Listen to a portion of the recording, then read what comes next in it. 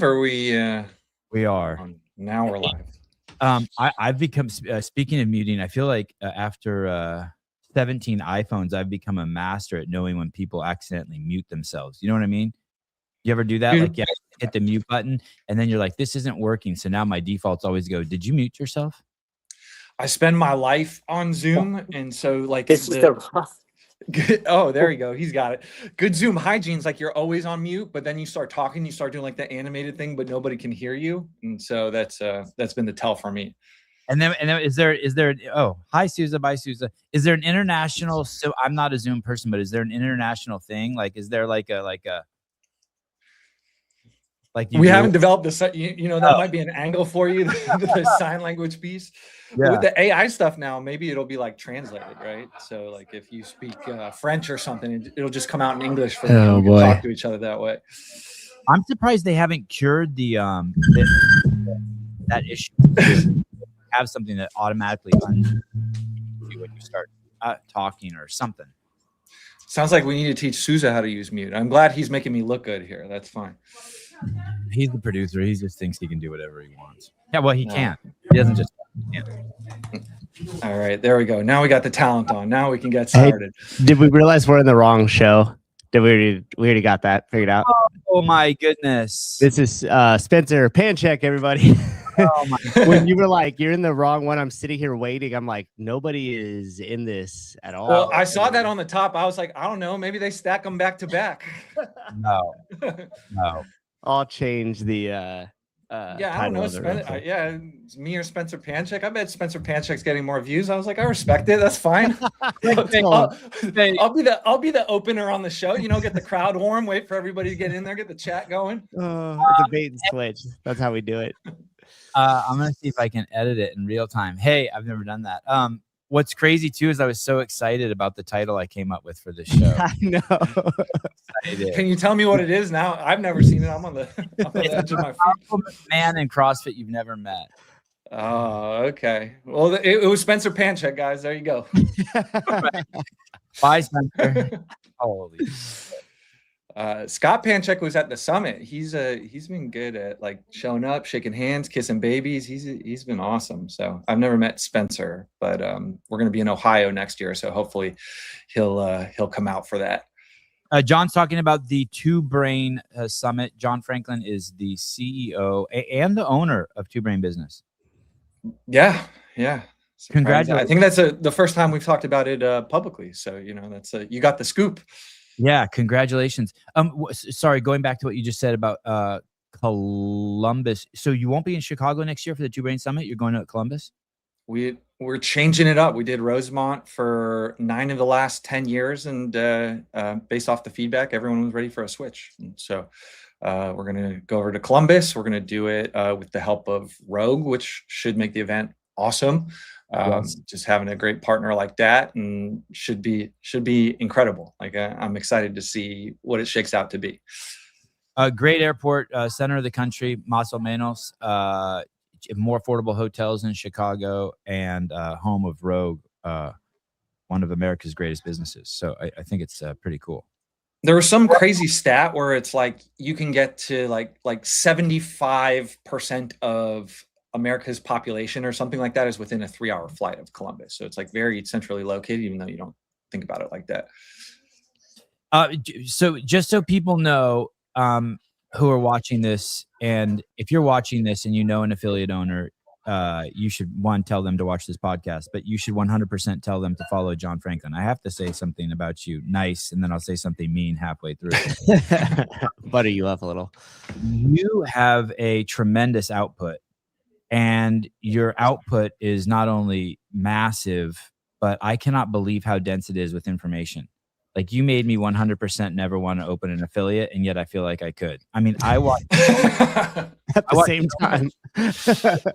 I got to the end of usually when I have guests on, I scroll to the beginning of their Instagram, and there's a point where I'm like, wow, this is a lot. You know, like I've done too much. I got to the end of yours wanting more. That is really rare. And I ended up like a jackass watching 2 of your podcasts too that intrigued me based on Instagram clips you made. That's never happened in 5 years. I've never like stopped researching someone to go over and watch one of their podcasts in full. And I sent it to like 4 or 5 people. I'm puckering up for the bad part. I'm real tense here where this is turning. Well, I'll just tell you the bad part now. Like when I heard Chris sold the business, I hated you because I love Chris, and a little piece of me died. Do you know what I mean? Like it was hard for me. It's kind of like, what the fuck, man, Chris, where are you going? It's like one of my stuffed animals got thrown out. You know what I mean? Like on my bed when I was 4. It's like, wait, what? That was my favorite one. And my mom's like, yeah, but the dog peed on it. It's like, so what? I love Chris no matter what. And so for him to not be CEO, just you know what I mean? It was all nostalgia, nothing based in fact, just all nostalgia. Never used that word on this show. When you used it right, so that's awesome. I like you more now. When you had Chris on, right, you're talking about your relationship with Greg. So you had this blessing where you got to see this evolve, right? And Sure. You probably saw it at the height and when things were tense, and then you've noticed that like over time he's become more relaxed, more himself, and more generative again, right? Like just creating a bunch of stuff that's helping the broader community. Yeah. I think Chris was at a point where the business had gotten so big, so complex, or so many different moving pieces that it was causing him to become less generative. And so like I had a similar relationship you had. I don't know too much about your relationship with Greg, but I've been with Chris for pretty much the whole journey from very early on. And for at least the last 6 or 7 years, I was his number 2 guy, like probably talked to him the most out of anybody in the business. And so the transition is going to allow the gym world to get a better version of Chris Cooper, a more generative version, because he's spending less time dealing with HR problems and client complaints and dealing with 50 or 60 staff. And he just has like the space to just talk with you and create just like content that is helpful, which is what made Too Great in the first place. And so you shouldn't be mad. You should be happy because you're going to get the OG version of Chris Cooper. And he's like a little less filtered. Like I think I sent you that video message when we connected on Instagram. I love it when he comes on here, and I've loved it recently because you're really good at pulling the personality out of him. Like I think for a certain era, he was very buttoned up, right? Just very professional. And Chris has like a funny side, and it takes a special type of person to like pull that out, and you two do a great job of that. And so now this retired content machine version of Chris Cooper, I think it's just going to be great and produce better stuff that helps the broader affiliate community. That's great to hear. By the way, Chris will be on the CrossFit podcast at 10 a.m. And I have got a preview, although it will be live. That is going to be a wild podcast. Chris has some very interesting information and feedback he will be sharing on that podcast, and you do not want to miss that one. That is going to be a doozy. I'm excited for that. I will be tuned in, and that's it. Yeah, like he can give honest feedback, right? He can talk about it. He doesn't have to play politics, and he can just be Chris. And I'm so excited, right? It's going to be awesome. So in my estimation, for those of you who don't know, I don't use that term, that phrase lightly, as most powerful man you haven't met. Two Brain is a staple in the CrossFit community. There's thousands and thousands of gyms that look up to them. There's thousands of gyms that they directly represent in one way or another. But maybe all the gyms, I mean, who knows how many people have gotten the free books or who use Chris and John and the whole team at Two Brain Business's advice. They are enormously influential, and they have been very generous with their influence and always use it as a positive force. But you still, even though the golden goose is laying golden eggs, you never know. It could do something else. And so you guys, I don't use that term lightly. Like your influence from where you sit is profound. And it seems like you guys take a great responsibility and take it seriously. Oh, it's so stressful, right? Like you got big shoes to fill trying to go behind Chris Cooper. But having been with him and worked with him for so long, like you got to see what the magic of that business was, right? And so there were two pieces. It was just him operating from a place of abundance and being like, here's what's working right now, and just giving away for free. Because his idea was always, like, we can give you all the information, the implementation and the accountability is what's valuable.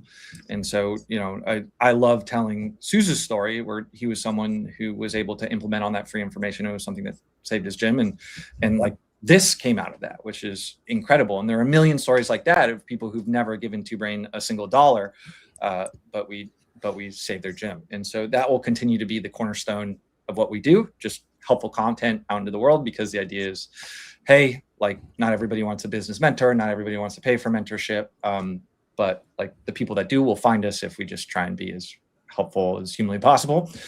And then the second piece is always the mentors, right? And you guys have platformed a lot of them. We're thankful for that. And those are the people who are in the grind day to day, helping these gym owners turn their businesses around.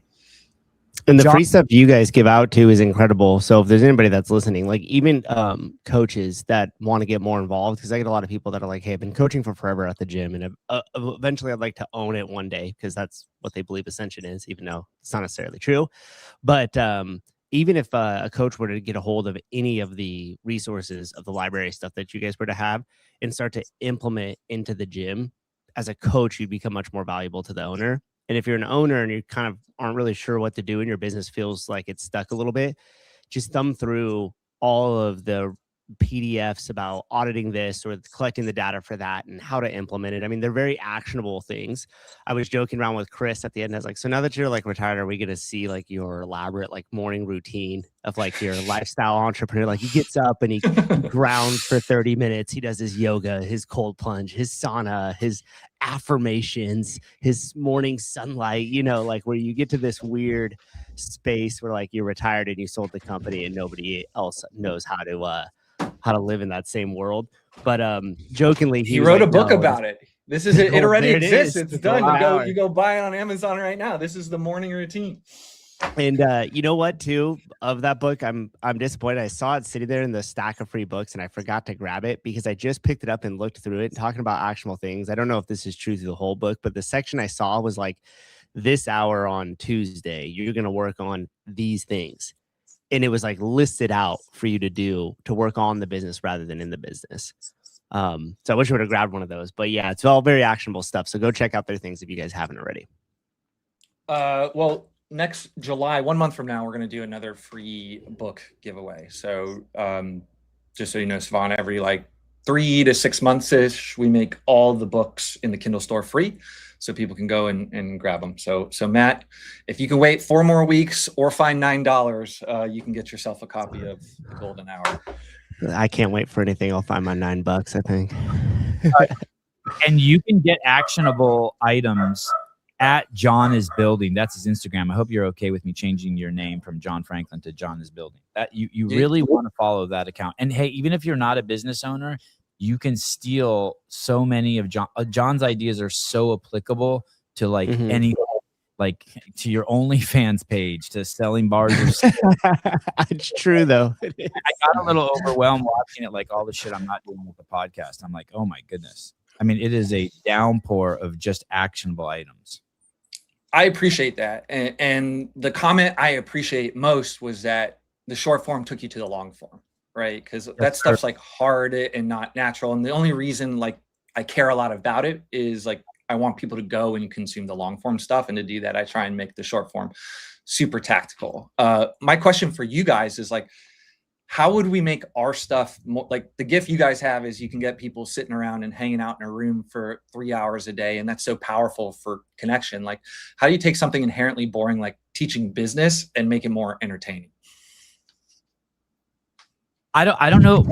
I want to say I was thinking about how dense your content is with information. So I'll use the example of the interview you did with the Hyrox director of affiliates.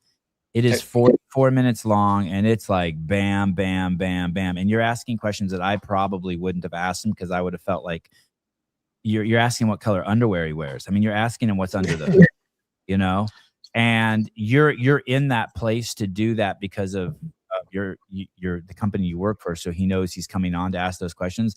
I honestly would stay that route. I told Chris one time when he came on the CrossFit podcast, when I was doing that one, it was our lowest viewed show, but our highest engagement ever. And there is something to say with having viewers that are engaged and bought in versus just mass amounts of views.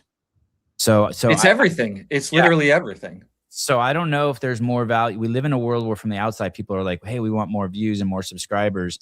But if you have 1,000 people who are like dedicated versus 10,000 people who are 100,000 people, I don't know if I would trade it. One's a vanity project and one is one is just the way it is. I mean, you were very engaging. I mean, I was on the seat of my pants with all the questions you were asking that guy.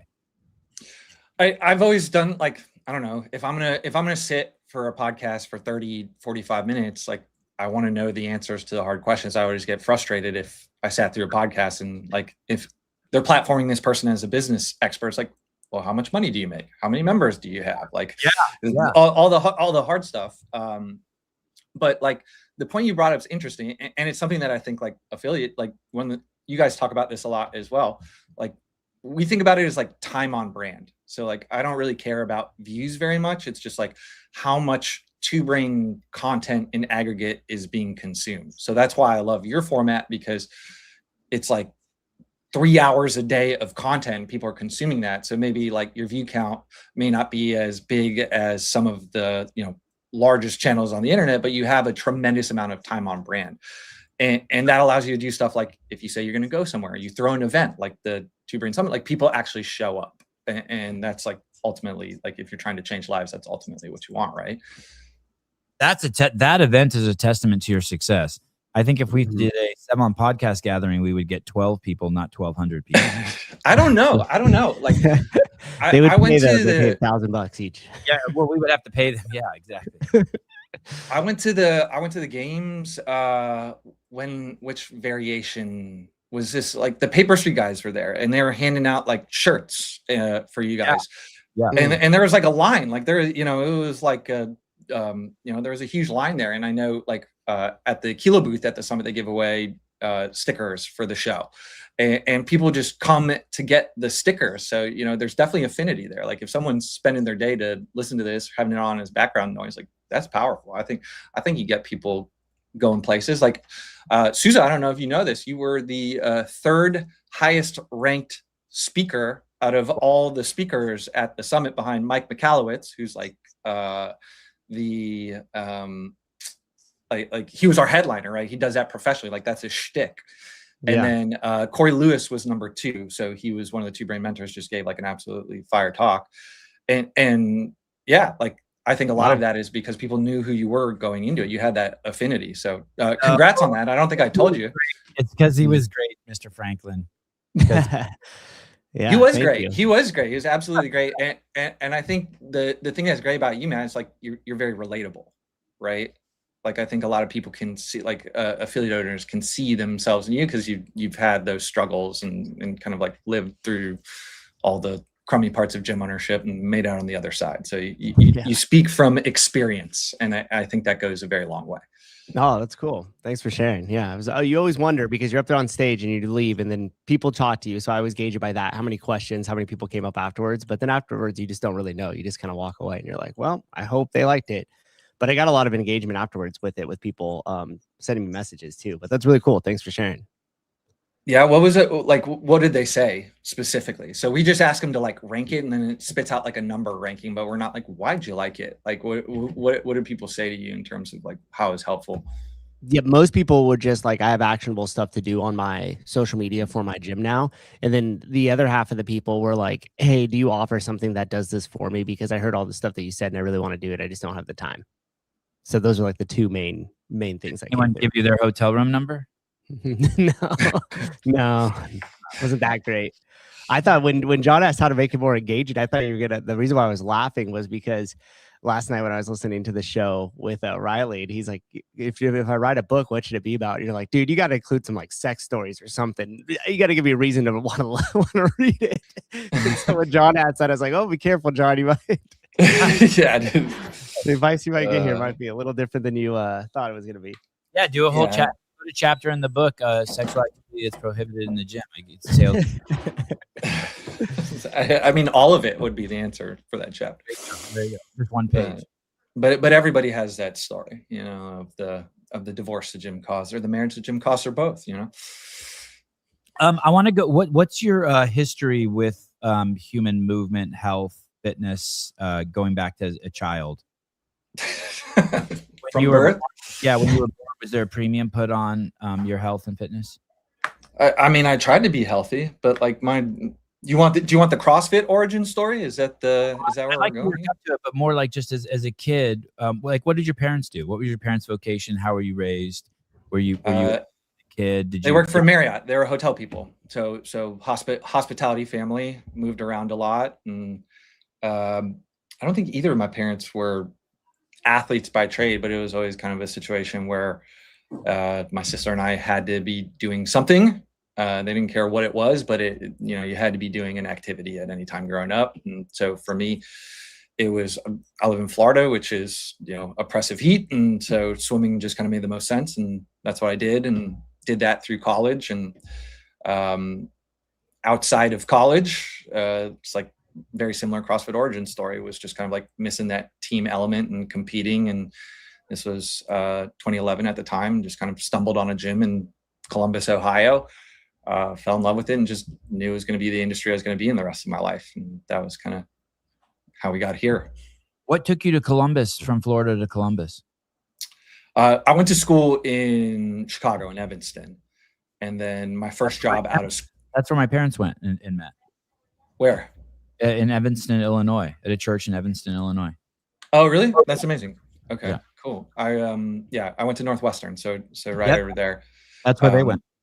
Oh, sweet. Okay, Right. Cool. So yeah, I swam over there, and then bopped over to Columbus because I graduated 2009, which was when everything was hitting the fan, and only had like 2 job offers. And one of the 2 job offers was over there. So that's what dragged me out there.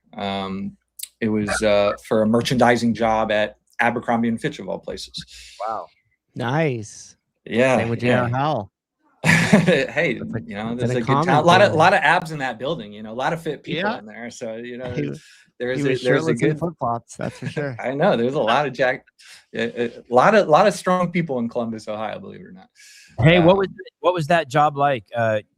JR says it was pretty squirrely. I get the impression from JR it was a pretty squirrely gig. I mean, he worked in the retail store, but was that a pretty squirrely job? Where you're like, oh boy, I'm seeing more than I thought I'd see. They invite you in the islands or anything like that? Nothing. I wasn't good looking enough to get the like jet invites. There are way hotter people than me over there. So like I was like C tier. You actually just did the job. That's yeah. I was the guy that had to get the shirts for the guy that were going on the that was it. Someone had to do the work while the other people were throwing the football in the front. So I was the guy who did this stuff. The corporate was very different than the retail environment, but it was an awesome place to go out of college. One, because Columbus is like an underrated city. It is sick and it's so inexpensive. So they paid very well, and like they paid the same salary you would have gotten in Chicago. So I was living like a king, right? Because I think I was like, my rent in the first place was like $300 for a bedroom, which is like incredible. Second, fashion is a great first job out of college if you want to find a wife, and a beautiful wife, right? Because there's a lot of beautiful people in fashion. And then like, let's say the workplace is 60% female, 40% male. Of the male population, a disproportionately like large percentage of them are gay. So it's like, if you're a guy who's like a 6 or a 7, you're like a fashion 9, which was, just kind of like a great tailwind for me. So I found love in Columbus, Ohio. I found love, and I found CrossFit out of that job. So it was life-changing for me. So mathematically speaking, it was a good job in every way. Good money, a cheap place to live, and good odds at meeting women. Correct. Yeah, I like math. And you found that's the math. And you found CrossFit while you were there? Yeah. A place called CrossFit New Albany. It was run by like a guy named Ralph Hicks. He was a PE teacher at the time, and just rented like a warehouse bay. And it was, it was just pretty gnarly. Like I pulled up the first like barbell for boobs that we did. I think that was back in like 2011 or 2012. It was I was actually looking back at the old like social media posts back then. Like it was so different. And it was just like I consider that the golden era. I wasn't there before. You can maybe I was late to the party talking to the people on this podcast. But I just remember like absolutely falling in love with it and knowing like I was going to quit my job to do this. And so just started formulating I knew. And so the thing, like I didn't start coaching in Columbus. I knew I was going to quit my job to open an affiliate one day. I knew I had no clue what I was doing. And so I was saving a bunch of money while I was in Columbus because I knew I was going to have to like mop floors at a CrossFit gym to kind of learn the business. And that's what I did. I quit. I begged CJ Martin at Invictus to like work for free at the gym. And, you know, I think he like, yeah. And I think he like begrudgingly said yes. And so moved over there and just kind of, hung out in that gym like all day, every day, trying to learn what I could learn about the business, knowing that, you know, a couple months down the road, I would go and try my own hand at it. And that was a really. Have you met your wife yet? Yeah. She followed me down there, and we did that for a little while before moving over to New York and starting the gyms. And she got another job in fashion after that. So you heard about a fundraiser called Barbell for Boobs, and you went there to support it, and that's the only reason why you were there? Sorry, I might have been bopping there. It was like I was just thinking of that. Like that was one of my first experiences at that CrossFit gym in New Albany. That really gave me a taste of like, oh, this is what this is all about. It's like very different. What got you in the door? Like what got you like the first time you went over there? I was just looking for like stuff to do. Like I was just looking for something interesting. And I think somebody like through the grapevine, it's like, oh, you're into do like at the time I would just like run like marathons or whatever, you know, I was just looking to do hard stuff. And I think like someone else at work had mentioned, oh, you like doing hard things, like this is where you got to be. And that's what dragged me in there. And did you meet your wife in the gym? I met her at work. So I met her at Abercrombie. Yeah. And what did she do there? She was a designer. Wow, that's crazy that she followed you. Hey, I have this job. Hey, girl, you want to go out? Okay. And then, hey, I'm quitting my job. Follow me. I'm going to go mop this gym. She was down because she was like 22, 23, didn't know better, but her mother-in-law was like my mother-in-law was not about it. She's like, how are you going to support a family with this gym thing? Like you're going to rent. It's like your plan is to go into debt to open a warehouse in a gym with no equipment in it. And like, she just did not get it. It was not about it. But we won her over after a while. So you went down there to Invictus, and obviously was a huge hub, still is, but was a massive hub back then. I think San Diego, that area had over 100 gyms, CrossFit gyms, at that time in that close little area. What ended up bringing you to New York then? Is that where you wanted to open a gym? That was where like my wife quit her job to go to San Diego, and San Diego's not like a fashion hub. So like we knew we had to go, like basically the choices were going to be New York or San Francisco in terms of places where she could work and I could do gym stuff. And then her family's like New Jersey area. So my family's Florida. We knew we were going to go probably back out east, and that's what we ended up doing. And where in New York? So I lived in Hoboken for 8 years, which is like, if you look at New York City, it's like Brooklyn's on one side of the river, Hoboken's on the other side of the river. So that's Jersey. Yeah. So the part of New York I lived in was New Jersey. And what the part of New York I lived in was New Jersey. Like a Californian. Yeah. We have the whole West Coast. Yeah, I mean, like you say, like, and if you ever run into New York people and you're like, I lived in New York City, because you know it's like a 5-minute drive. It's like I lived in New York. They're like, what part? And you're like, Hoboken. They're like, that's New Jersey, but you know, it's like close enough. Or yeah. And what was the name of you opened a CrossFit affiliate? Yeah, my first gym was Hudson River CrossFit in Midtown Hoboken. So course, some 93-year-old lady to rent me her warehouse, and Nice. How big was the space? The training space was like 1,600 square feet, and I think like the total footprint was 2,500. But like the way they calculated in that area is a little fuzzy. Like 20 to 30% of the space just kind of goes missing. So I was paying for 2,500, but like whenever we measured it, it was about 1,600 square feet of training space. Oh, that's amazing. And what year was that? 2013. So early 2013. Okay. So 2 years. And when you took your level 1, do you remember who your flow masters were or your seminar staff? No, I do not. Not even one.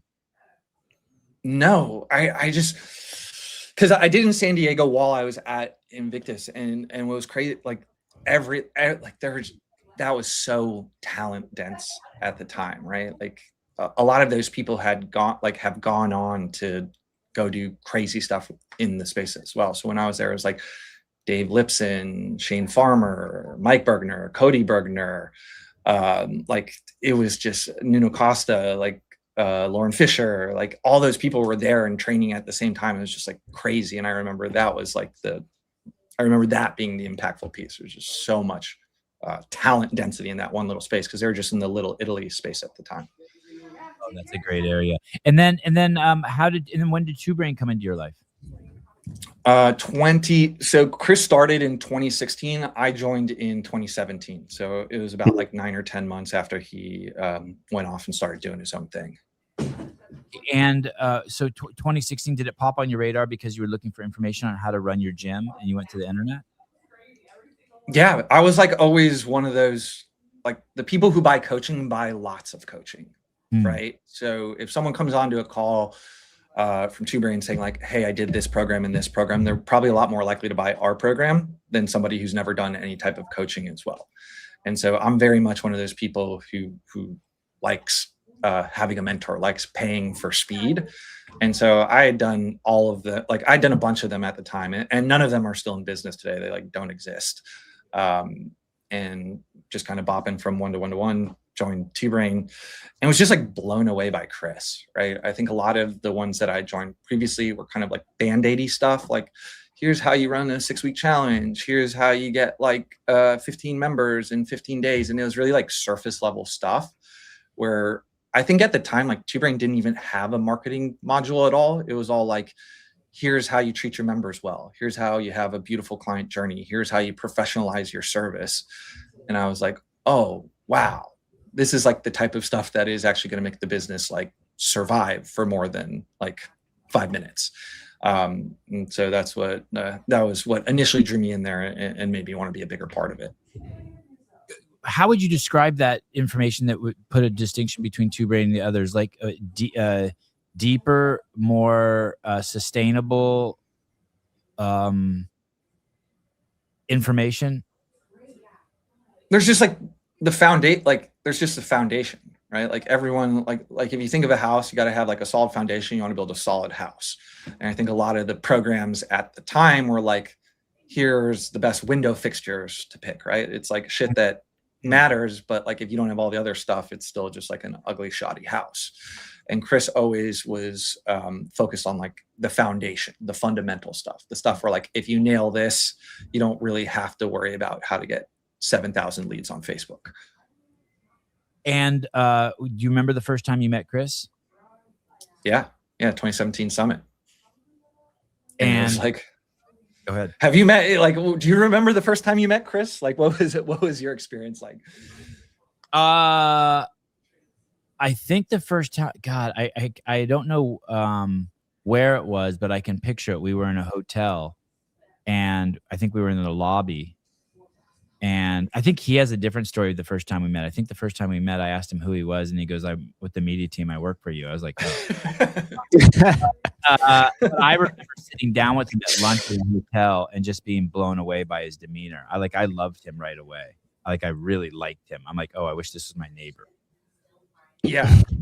And so I think the if you meet Chris in like a large group setting versus like a one-on-one setting, it's like a very different environment. And I think where he thrives is in that like if you're having a beer with Chris Cooper, like that's where you just want to listen to him tell stories all day and kind of like teach through story. And then I think at the time he was less polished and professional. So when I met him, I think he was just like overwhelmed. Like I think the summit had gone from 30 people in 2016 to like 200 that year. And I could tell he was just like a little bit like deer in the headlights from like haven't seen that type of growth in all these people. I think it was probably at a point where like it was the first time he went in the room. He didn't know like everyone's name in Two Brain. But I remember talking to him like in a one-on-one setting after the fact and just thinking like the exact same thing. Like, oh, this guy's got the sauce. Like he was meant to lead. Hey, you went to Invictus wanting to add value. Did you feel that? And obviously that makes you pretty rare. There's not a lot of people who have that mindset. You know what I mean? Where like 51% to 100%, they just want to go somewhere and add value. You wanted to go to Invictus and mop the floors and add value. Did you feel that as you met Chris and started building a relationship with him and Two Brain? I always tried. Like, to be clear, I wanted to go to Invictus and add value. I don't know if I did. I was probably, it's like when you don't know anything, you're probably just more in the way than helpful, but like you try your best. With Chris, it was a lot more, I could be a lot more helpful, right? So the curriculum at that time was very deficient in marketing. And this was like during the like New You Challenge era. Do you guys remember that? Sousa, you're around for that, right? Oh yeah. Yep. Yeah. Sivan, do you remember the New You Challenge? No, sir. You want to explain it, Sivan, or you want to explain it, Sousa? Yeah, basically they would just try to, it was the same kind of idea of like lose all this weight and win your money back almost. It felt like kind of gimmicky, and it was a lot of this like 6-week, come in and do all this stuff and adhere to this. And we used it very briefly at the gym here. It didn't really work too well for us. So you must have gotten to it on the tail end, right? Yeah, so at the like time 2017 almost. So it would have been okay. Dying. It would have been like buying a newspaper ad now. Yes. You're like, oh wow, these ads really work, huh? And then you buy it and you're like, oh, nobody has a newspaper anymore. Okay. This was like in the early days of Facebook ads where you could get leads for like 10 cents in some markets, which is crazy. And so you would like contract these guys to throw a 6-week challenge for you. And so they get you a bunch of leads and sell them. And then they would keep the money and you would train them. The gym owner would train them essentially for free for 6 weeks. And then they would keep the people after the fact. Okay. And because Facebook ads were good, and I'm assuming these guys were good, like they were like, some gyms would run these things and they would sell 100 of these challenges, right? So the incentive for the New You Challenge was to get sell as many as possible because they didn't care about the fulfillment. Spell it for me. What do you keep calling it? NEW, like new. Yeah. And then you, like a new human being. Okay. New you. Okay. Yeah. It was really successful for Craig Howard's gym, actually. Like he had. Oh, they crushed it. He was one of the stories of, like he was like, okay, we'll try this and see how many appointments we get. And I think by like the second day, him and his wife were just booked the whole day with appointments of seeing people and getting them into the gym for like a few days at a time. Dude, it was breaking gyms left and right. Like these guys, like it was working gangbusters. But it created all these problems for affiliates where like, okay, like your gym, Matt, has 90 members and they're used to doing things a certain way. And then like come Monday, there's 100 new people who have no idea what CrossFit is and like got sold this transformation challenge. They all just show up twiddling their thumbs. So class size goes from like 6 to like 28. And these gym owners have never coached a 28 person class before and stuff started breaking. And so people, like their OG members were leaving. There'd be like culture washing. There'd be, there's all these like systematic issues. And so anyway, like I was operating, I had 4 gyms at the time.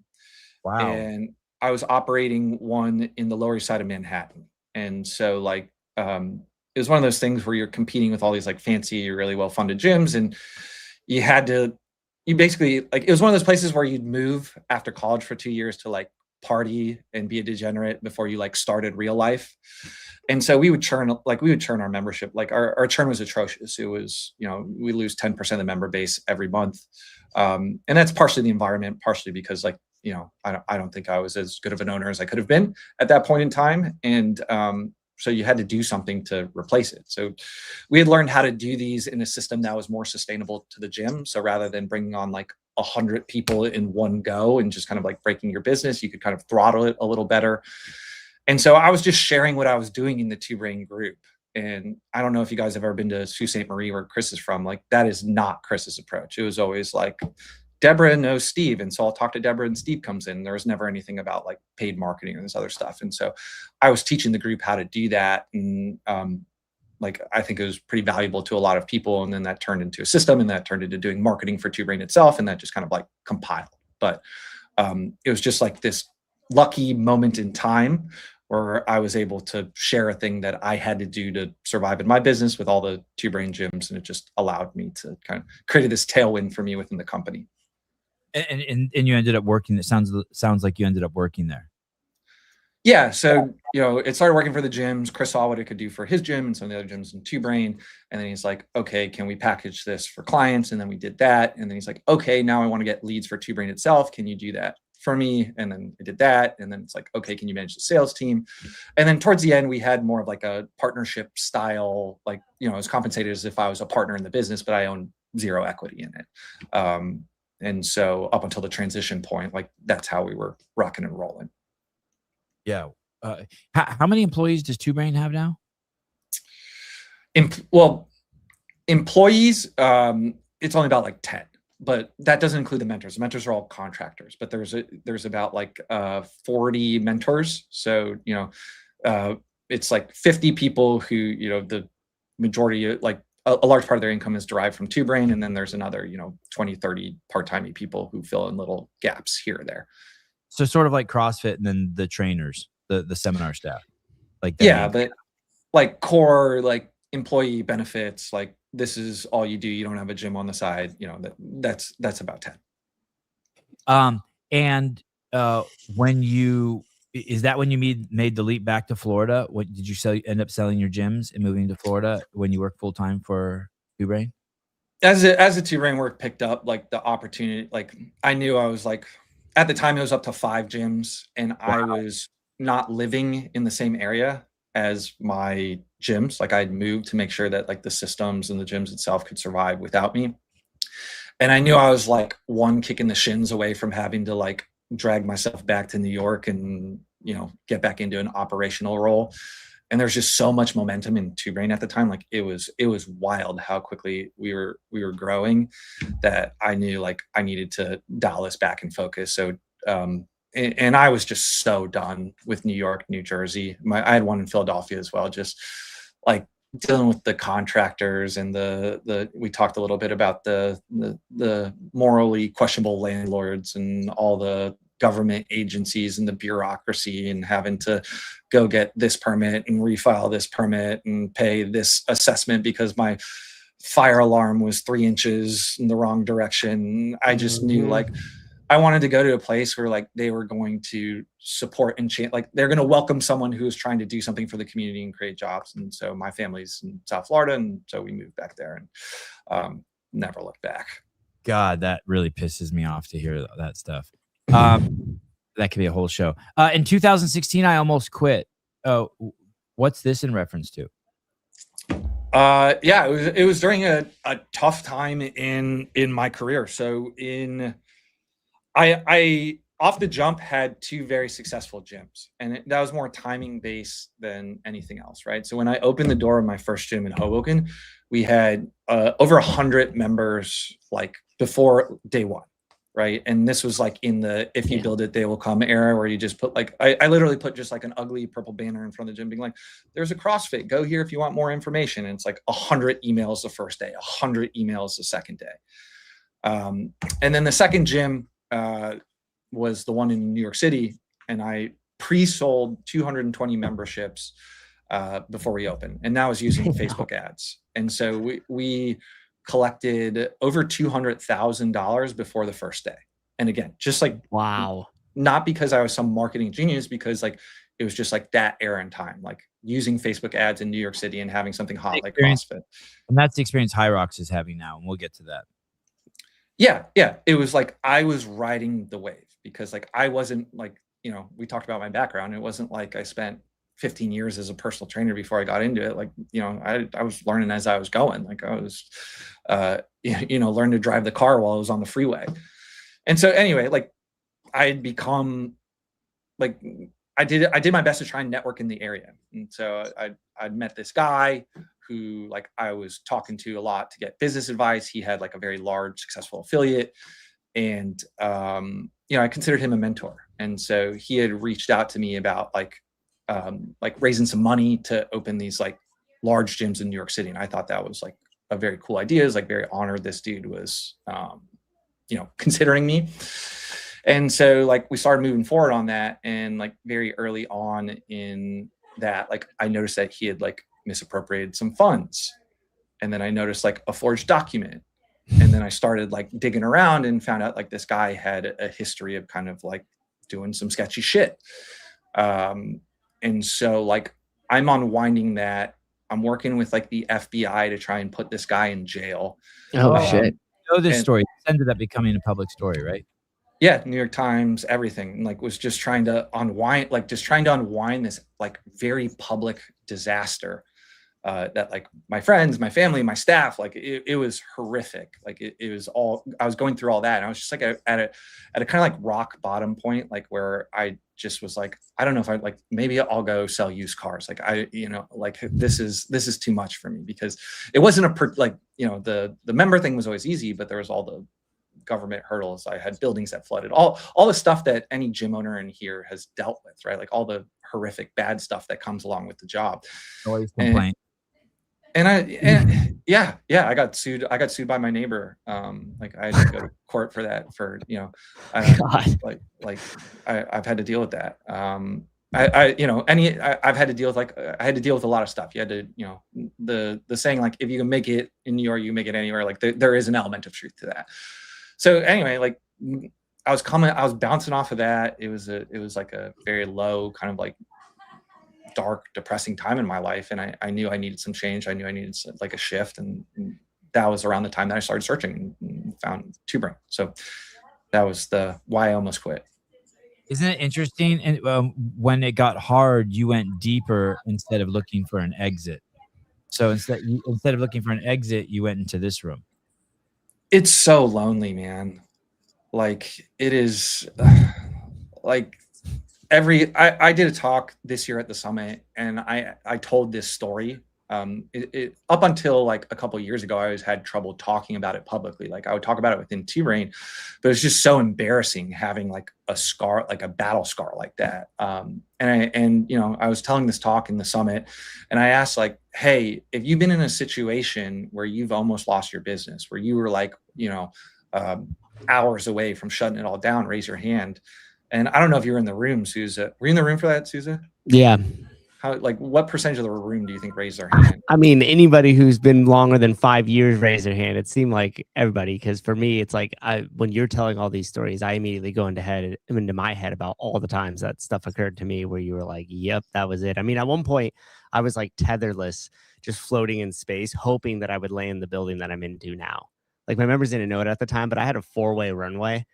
And at a period of time, nothing on the hook to move the gym into, and was already thinking like, okay, if I keep the last month's of membership and I put some of this stuff in storage and then I start training people for free at a park at like, you know, 50% of their membership rate, like how many of them would stay until I found a place? So yeah.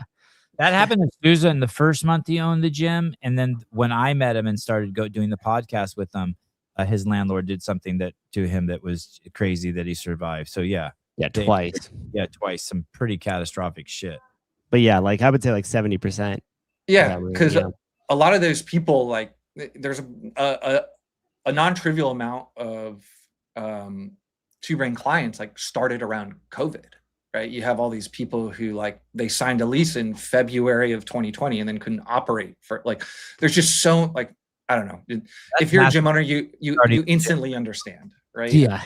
Yeah. It's just this like lonely thing that like, it's just this very lonely journey that you can't talk to anyone about. And the thing that like compounds it and makes it worse is that like, you got to go out and be on the floor and everybody comes into the gym expecting you to be the fucking cruise director, right? Like smiling, shaking hands, kissing babies. Like you got to be the rock for all their problems. And so it's very common for an owner to be like clinically depressed and feeling miserable and have this like catastrophic stuff going on in their business and their personal life, and having to like go and like just hide it all day, every day, and not being able to talk to that with like people who understand, right? Like people who work at like their friends who are accountants, right? Like they don't understand that. Their members don't understand that. Like the only people who understand that are other people from the industry. Yeah. And so And it's like, a weird, I would just say it's a weird trap with the members too, because if you start to explain even to some of the ones that you're close with, the only thing they hear is like, oh shit, so this is shutting down. Like, so we might close tomorrow. Like they're not even like, or they just don't want to hear the problems. You're like, oh, I did all this and I got to fix all these. And they're like, oh, this doesn't sound very fun to be around. Okay, never mind. yeah. So I knew I needed that network. My cup was always filled being around with other people who just got it, right? Like I am someone who doesn't like small talk, and always kind of struggled when I would go to like a social function in my 20s and someone would be like, what do you do? And I'd be like, I own a CrossFit gym, and had to go through that conversation. Always just felt like it was so easy to connect with any other type of gym owner or affiliate owner. Like you just got it, right? Like you just had that bond. Like I was never military or anything like that, but I would imagine there are some similarities there where you just kind of like, you went through some shit, you get it. Like, yep.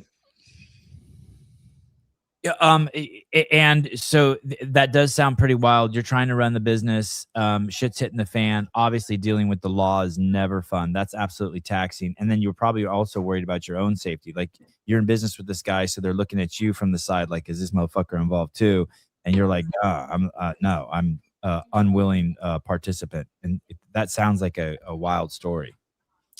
Yeah, I wasn't too scared about like them coming. Like I knew I was operating clean. I was the person who brought it to the FBI. And so like I always tried to operate at a place of integrity. It was just like really tough for me because I had so much of my like self-worth tied up in that, like those gyms and that business and having that good reputation, that going from that to, you know, being dragged through the mud in a very public manner, like just kind of was like very damaging to me personally. And just like so many people would, let's say, find a religion and it changed their lives, and then so many people find CrossFit and it changes their lives. Like they're like, oh my God, I've found the Holy Grail. You went to Two Brain and you got that same aha moment from Chris and the Two Brain crew. Yeah, like Chris is always like, Chris's job was like, at the time, Chris was doing a lot of mentoring. He was also doing like all the sales calls. So it's like, oh, you want to join Two Brains? Like Chris Cooper would answer the phone being like, hey, it's me. You guys want to talk Monday? And so he was just a professional at dealing with people who are having this type of trauma and these problems and whatever. And so he calibrated this really high level group of people, like, because he's so trustworthy, everybody in the group was so like trustworthy. Where like, you know, some of these other groups, it was kind of like, you know, the dogs sniffing each other's butts and a lot of chest beating about like, oh, I made so much money, oh, I did this or that. And what was cool about Two Brain is like, there are people being like vulnerable and talking very openly about the challenges they were having. It wasn't like you're trying to paint over the issues with brush.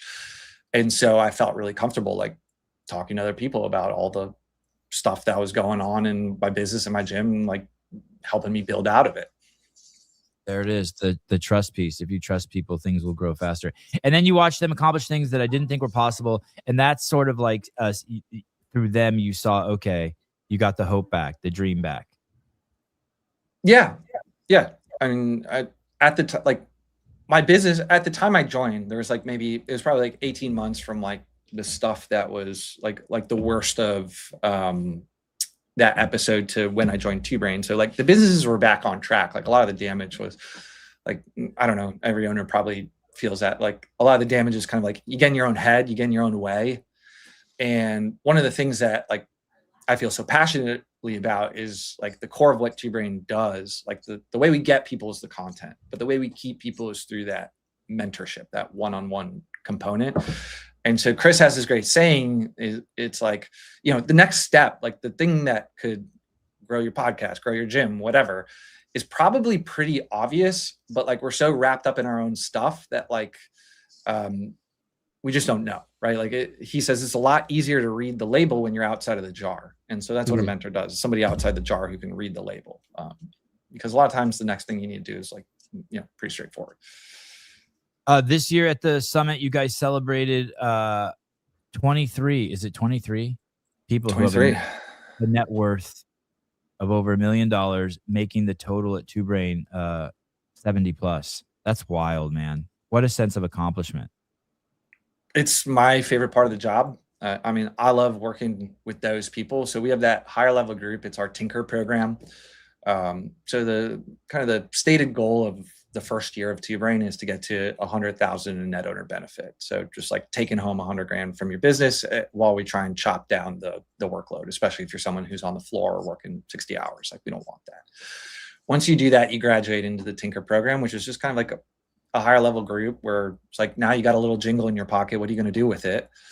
And that group has just taken off. And it's to the point where a lot of the learning is just like peer. It's, within growth is very much like the mentors and Chris and me saying like, here's what's working, go implement it.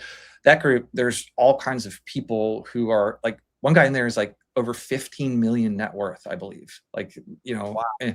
Like doing just absolutely crazy stuff that like, when I started I remember when I started my gym, my goal was like, oh, I want to get 100 members. And one day I'm going to take 40 grand from this business. And like, that's going to be sick. And mother-in-law hated you. Exactly. And so, it's just professionalizing the industry. Like those guys lead from example. Like, if you're someone who's struggling and you see that, hey, here's 80 other people just like me, but having $1 million plus net worth, like making it work, putting yourself in a position where you retire, where you can retire. Like, I think that's pretty magical and definitely the part of Two Brain on the client side that I get most excited about. I saw that you give out awards for like different things, and this one was called Comeback of the Year. Oh, dude, I almost started crying on stage. I was so good. Because I saw this, I'm like, I bet you there's a good story here. I don't want to put John on the spot and ask him the story because I don't know if he remembers. But do you remember the story, the comeback story?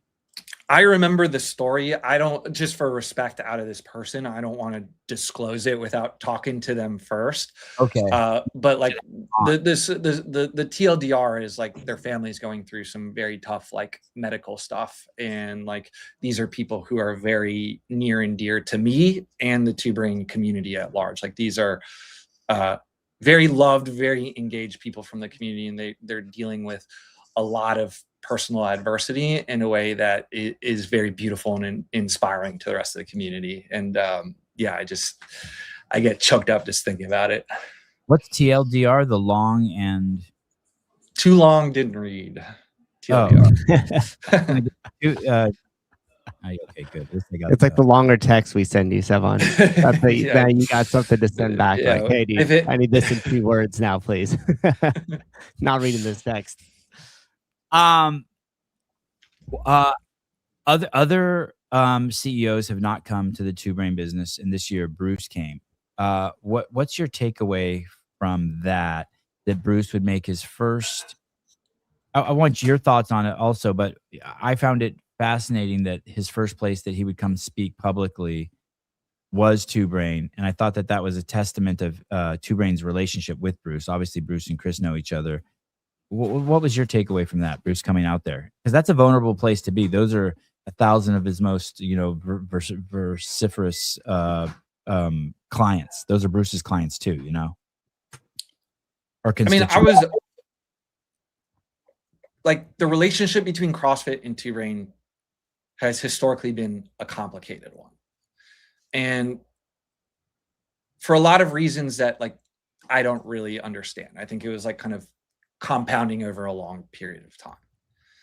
And it was always kind of like a thing that felt like common sense to me that CrossFit would want to be at the largest business conference of their affiliates and have some type of presence. I agree.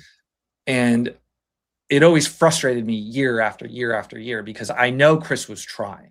He would get on the calls. We would offer free tickets. We would, there was no short, like there's certainly no shortage of invitations. And there were times where we got no showed last minute, like, yeah, I'm going to come, don't come. And it was to the point where like we didn't even invite anyone from HQ this year. And then they announced Bruce, and we start having, it opens up the line of communication. And so, one of the things that I respect immensely about Bruce is that like he's calling all the people in the space and just like asking, hey, what can we do to make CrossFit better? And whether he listens or whether that's the best way to go about the job, I don't know. But it was something that I appreciated, that like he made time for Chris, he made time for me, when he's got a million other things on there. And like the thing that I told him is like, hey, the way we can like mend this relationship, the way we can take like a huge leap forward is like if someone just came to Summit, like we would be head over heels if we could just get a human from CrossFit at the event to just talk to all these affiliates. Like we're not the mouthpiece. And so like if you're concerned about the narrative, control the narrative, show up. And he did. And to his credit, like, we've had like there's no shortage of high level people to go to the Summit. A lot of like some of them will tend to just like kind of hide out in their room and not go and attend the stuff and just kind of like show up for their talk and bop. And the people we love are the people who are out on the floor, just kind of like impacting the lives, meeting their community. And Bruce was very much that. Like he beat me and Chris to the happy hour on the first night. Like he was one of the first people there. He was making like every affiliate who I knew who was 10 years plus, like I made a point to talk to him and be like, hey, do you want to intro to Bruce? Every time I did that, like they'd already spoken with Bruce. Wow. He told me, and he's a great listener, but he's also not the type of guy like the other people to say, hey, I'm on a listening tour. But he's a great listener. I worked with him for years and years. He's a great listener. Even if he was on a listening tour, that's still like, it was well needed. Like, yeah. I just mean, it's not part of his, like, for me, it's a no duh. And the previous leaders were like, hey, I'm going to listen for the first 90 days. And like, I really don't want, I didn't want to hear that from the next leader, but Bruce is a good listener, but he didn't make that as like, he wasn't like he didn't give himself an award for it. You know what I mean? Yeah. I think they were less accessible. What makes Bruce unique, and again, I don't have a strong relationship with any of the previous ones, right? So again, I could be completely off base here, but like he was making a concerted effort to talk to like all the affiliates out there. And so Bruce was actually our lowest rated talk out of all the Summit. Wow. Oh, damn. That sucks, dude. Wow. Wow. Deep in podium, In his defense, I saw the interview with Chris, and it was probably one of the best CEO interviews I've ever seen because Bruce was no bullshit. I was like, wow. Two Brain doesn't work with a lot of like we work with other types of gyms. So what happened there was like it was incredibly impactful for the CrossFits and ex-affiliates in the room. Okay. And then like if you're like a sports performance gym or a gym that doesn't care about CrossFit, like you rated it a 1 because like why is this at a Summit for like the fitness industry? Okay. But it was one of those things where it was like, smallest audience, biggest impact. So he talked to me after the fact. He said he received over 200 emails after the event from affiliates thanking him. And like they get some big affiliates are come back into the fold, and like they definitely got some business as a result of that. And he was, like I just had a profound respect for how accessible he was, and like having just the balls to show up and talk to all those people and hear what everybody had to say. Like, I'm sure he got some very critical feedback. I'm sure it was not all rainbows and butterflies. Nice to meet you, Mr. Bruce. 100%. And so that's awesome. That's exactly the step I would have liked to see. And I am forever grateful to Bruce for doing that. Joe Nels, working with Ryan McStockard and Two Brain has been incredible. Cannot thank you guys enough. Oh, thanks, Joe. Ryan is the man. He's really good. And the other thing I'd like to say about Bruce too, that is different about the Two Brain Business Summit than other places you would go to kind of quote unquote be on this listening tour, is like you are standing there with for lack of better words, like an elite group of affiliate owners. So these aren't the type of people that are just going to like show up and just start to complain and then feel like, oh, I was heard by the CEO and that was good enough for me and I'm going to move on. This group of owners that is at the Two Brain Business Summit are ones that are going to ask very thoughtful questions back. So they might, insert their opinion or give you something. And then when Bruce kind of says like, okay, cool, they're going to turn around and ask some powerful questions back to him because these guys are knowledgeable business owners that expect some of the same type of systematic thinking from CrossFit HQ, strategic planning, like all this type of stuff that these guys do as owners. Like they're going to have some sort of like, so where are you guys at with this? Or how are you collecting data on this? Or the questions that they're going to ask back to Bruce aren't going to be just the run of mill, like, so who do you think is going to be at the games this year? Like it's very different. So for Bruce to step up into that setting and be able to mingle around that way speaks a lot. The other thing too, I'd like to say just about the listening tour is that I think with the previous CEOs, we had this listening tour, but with no idea of like direction.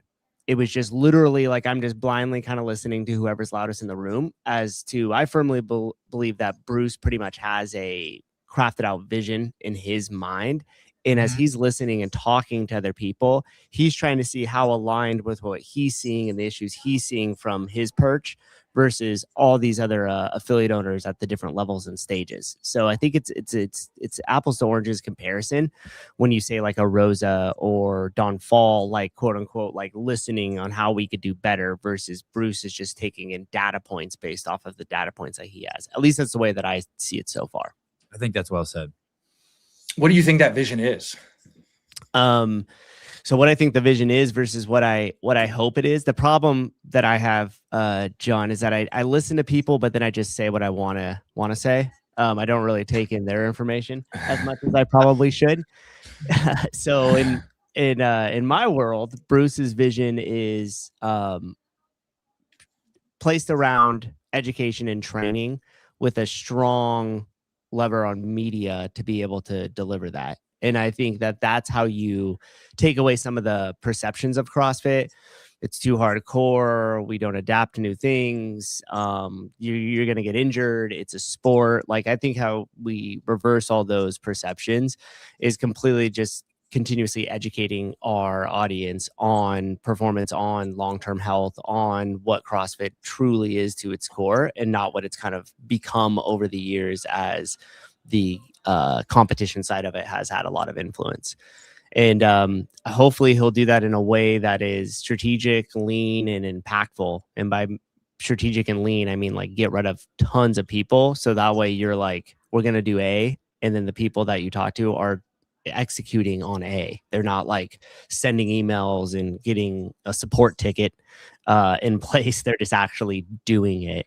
And I think that the media landscape in the especially in the US population is completely positioned to do that really well, especially in the media space. Like I kind of pulled out this vision of like, I don't know if you've ever seen the Dave Ramsey studios or if you're familiar with that at all. But it's this beautiful campus that he's built where you walk into this lobby and it's glass covered, but you could see the podcast studios. You could see the recording studios where they take the calls. The lobby has the history of Ramsey in there with all their books and all this stuff and like making it a mecca where people come and do their like debt-free scream. Like I think you could take a lot of elements of that and have people come and do their chronic obese scream. Like I reversed my diabetes. I lost 100 pounds. I did, and kind of making it this mecca of fitness. And then at the same time, giving people a landing page of CrossFit.com to go there and continue to educate themselves free of any corporate bias or government interest on information on their health. It's just, here's the information that we have. Here's what you're looking for. And this is how you solve the problems.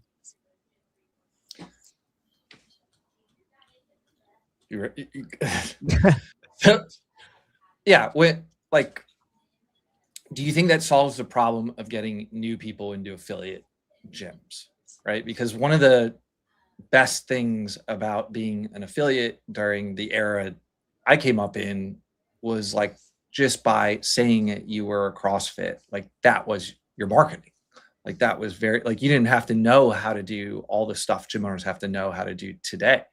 because like there was just a constant wave of people who wanted to experience that, right? And I know, Siobhan, you want to talk about Hyrox, like they're going through that element now where like, you know, you just slap Hyrox, like you just say you're a Hyrox affiliate, people just start showing up. Like what's the solution there? How do you get people excited to come in and try CrossFit at an affiliate? I think two things. Number one is, we talked about it already. We have to establish trust with a newer audience.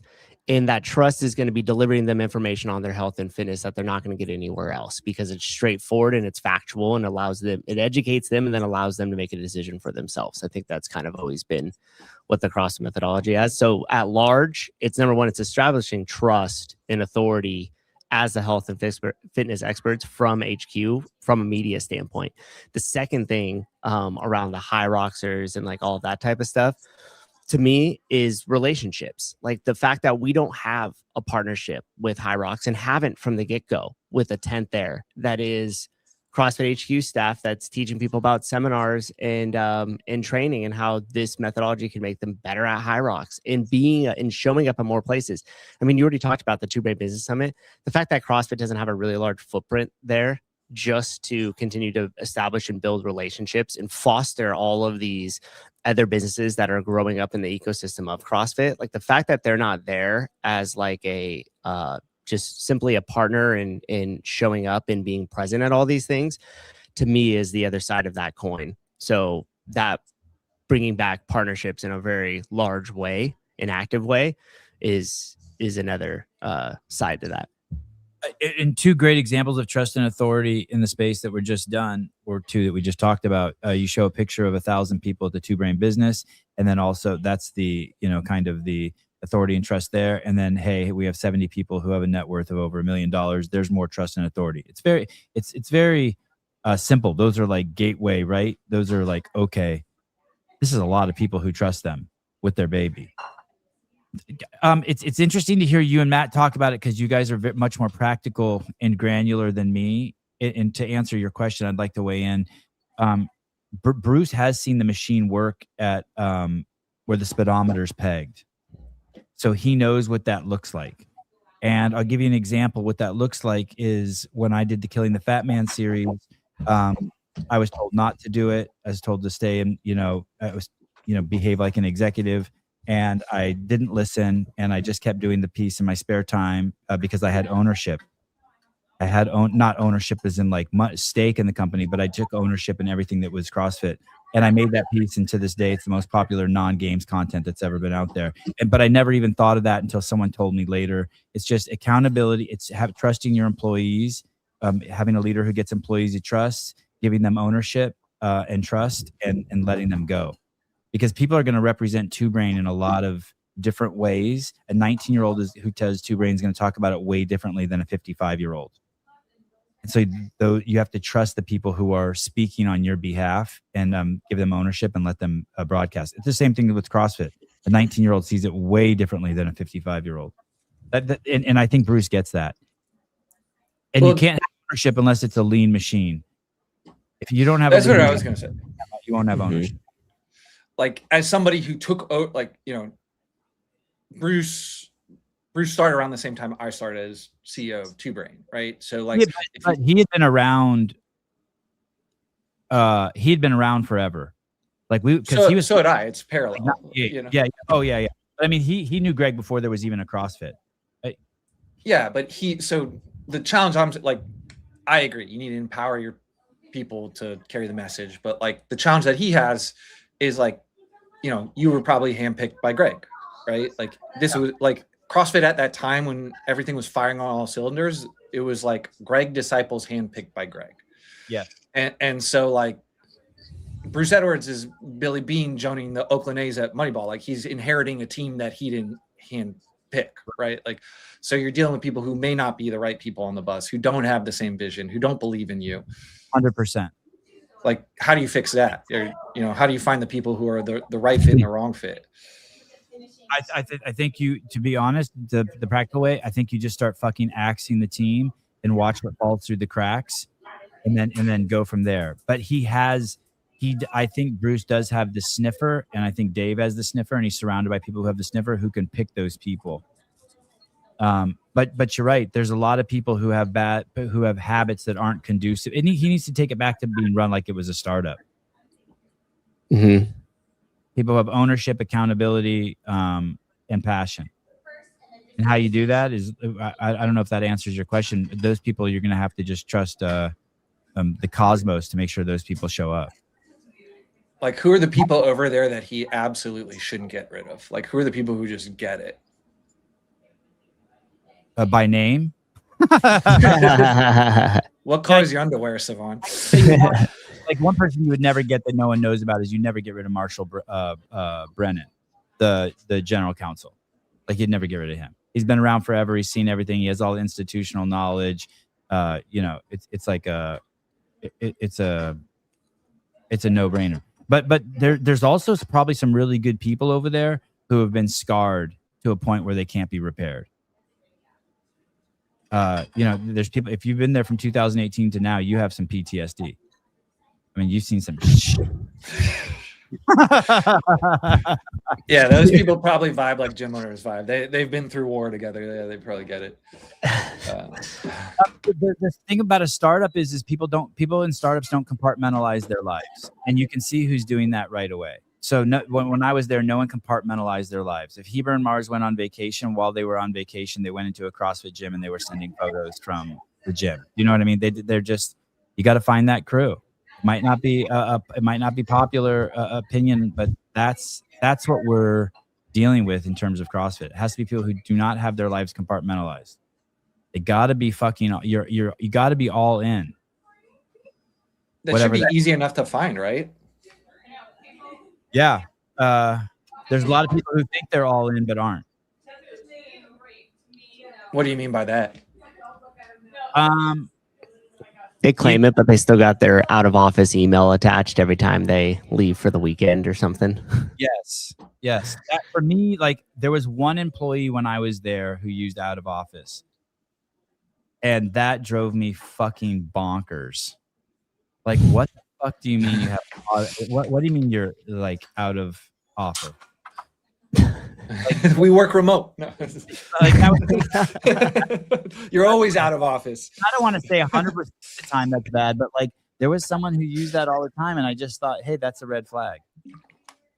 Yeah, having spoke with Bruce about this exactly, one of the things that we had discussed is I was like, hey, have you considered taking every single, all the employees, which I know that there's quite a bit now outside of seminar staff, and essentially compartmentalizing them more than they already are, and saying like, hey, what do you think the mission of this company is?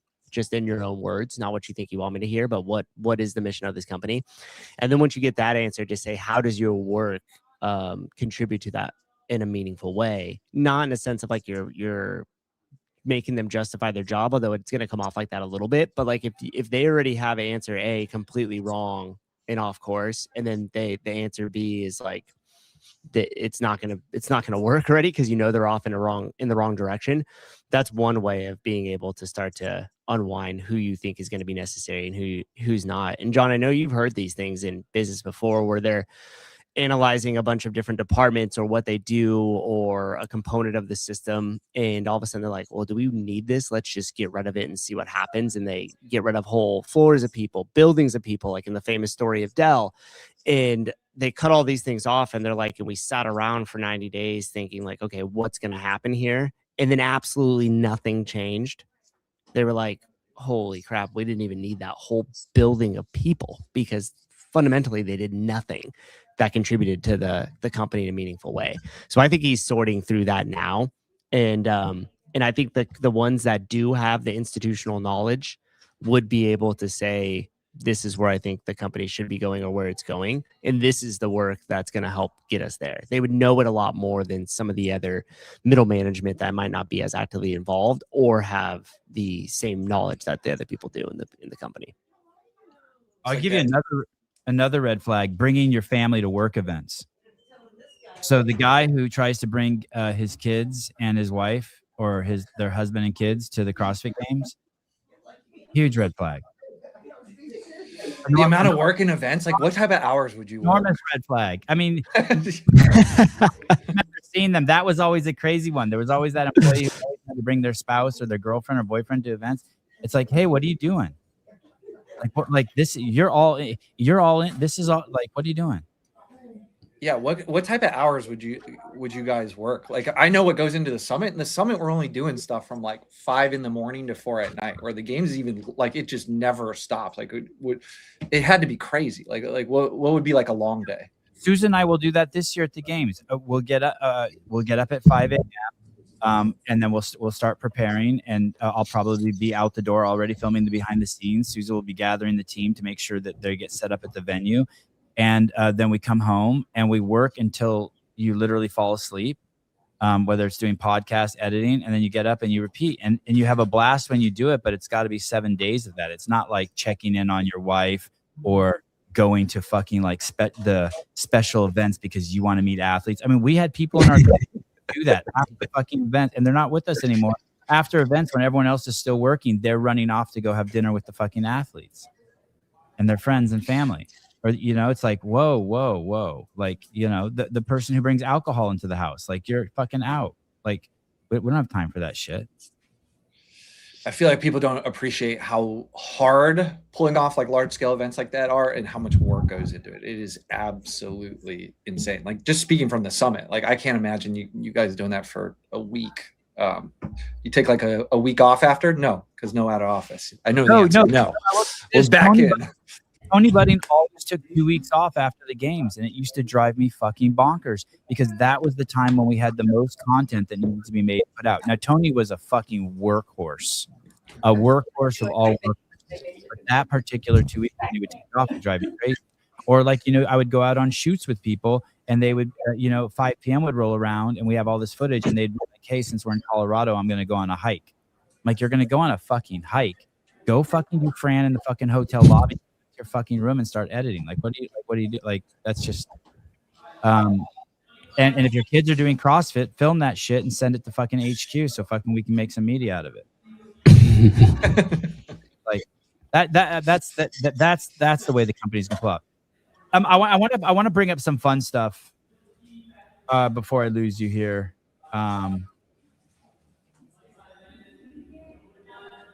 This is what the hell's going on with my mouse. This is your interview with the Hyrox guy. Absolutely amazing. Congratulations on getting that. Yeah. This should have fucking 100,000 views. At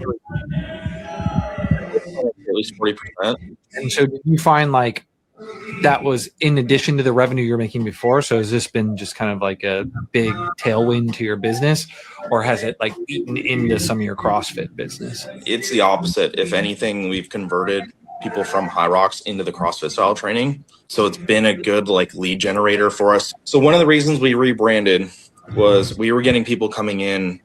My friend's been telling me for a while to come in, but like, I don't know about CrossFit, but they told me you guys aren't like an actual CrossFit gym.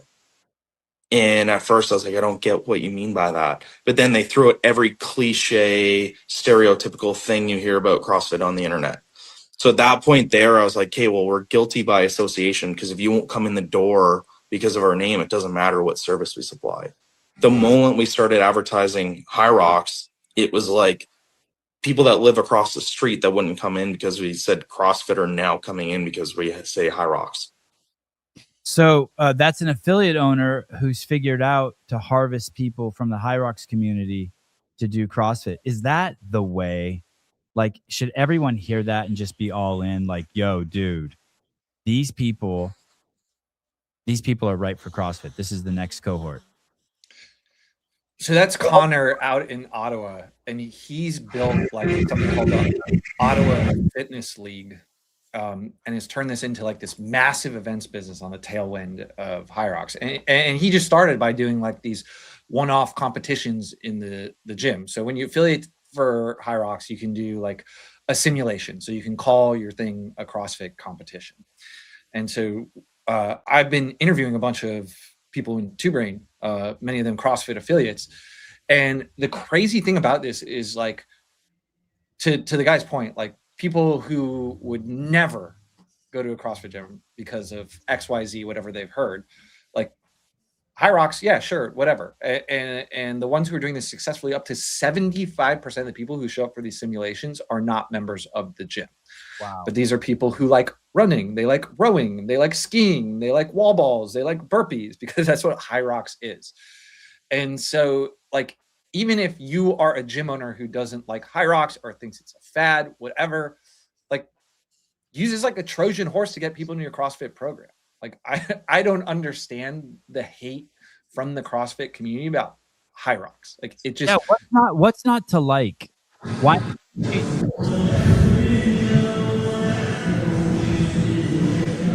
Someone in a gym. Oh Yeah, that's always my background. I tried to shut this door too, and they're bumping the music today.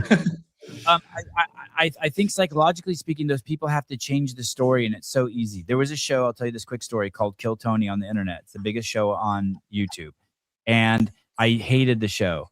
And I was watching it one day, and I said, "Oh, I'm going to flip the script on that. I'm going to tell myself I like the show." And I just spun the story totally different. I love the show. It's so creative. It's so great. So many people watch it. The chat's going crazy. And within 5 minutes of flipping that script, that story, I came up with the idea for our show, Kill Taylor. I just changed my story. It was so easy. It cost me nothing. Why not just the story? Like, whatever you're telling yourself about Hyrox, just change the story like you love it. It's easy. Well, you don't even have to say you love it. You just have to fly the flag and get people into an event. Like, the thing with being a Hyrox affiliate is, like, you don't have to, you're not allowed to put your name on the door. You can't be Hyrox Livermore. Like, that's not allowed. And so let's say you do it. If you're an affiliate, you can't put Hyrox. You can't put Hyrox on your door. Nope. You got to have your own independent gym name. So, like, a lot of people, 2020, when a bunch of affiliates were dropping their affiliation, they ran into this issue where it's like, my website, all my SEO, like the sign on the door, the stickers on the rower, they all say CrossFit, and like, I don't want to do this anymore, and became this whole process, right? Where, like, with Hyrox, you literally can't do that if you wanted to. You don't have to remove any of your classes. There are people who are making their affiliation back doing one Hyrox event a year.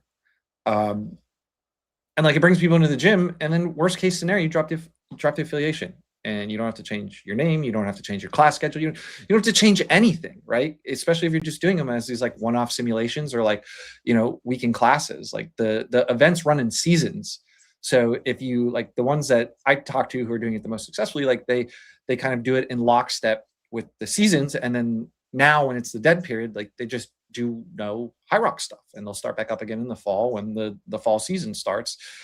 And so you have this thing that is, like, objectively, like, there's data. Like, Wodify is one of our partners. I know they're one of your partners. Like, they have data that's showing that, like, if you're a CrossFit gym with a Hyrox affiliation, you make more money, you have more members. Like, it is shown to work across a broad data set. Like, why wouldn't you do it? Like, why would you throw rocks at these people? Like, if you want to make this us versus them thing, like, the data shows they are winning. Like, it should be a us together. Like, CrossFit can help Hyrox, and Hyrox can help CrossFit. And hey, we always say that CrossFit's a perfect off-season training for all sports. It sure as fuck is for that amazing CrossFit workout that's called Hyrox.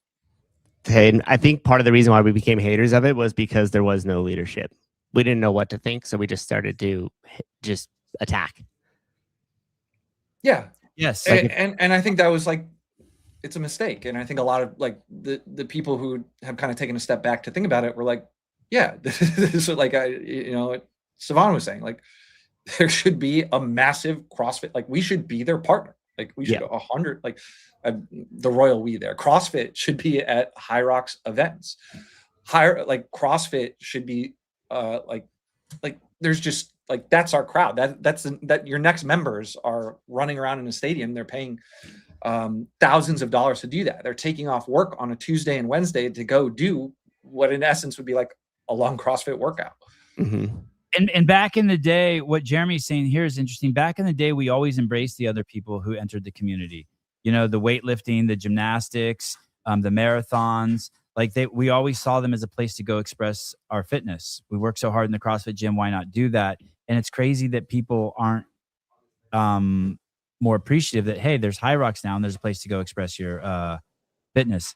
Here we go. Madison, I've ran 2 simulations, by the way. We should be together. It's been an us versus them for some reason. Yeah, I think that's what it is. I think what Sousa said is there was no voice. And so the voices that got caught, instead of the leadership saying Hyrox is cool, voices that got caught were just shitting on CrossFit, on Hyrox. Have you guys done one? I have not. No. Mm-mm. It's worth it. Like, so, I talked to people over at Hyrox a while, and they like, you know, have you done one? Have you done one? Have you done one? They asked me like a bunch of times. I actually did one.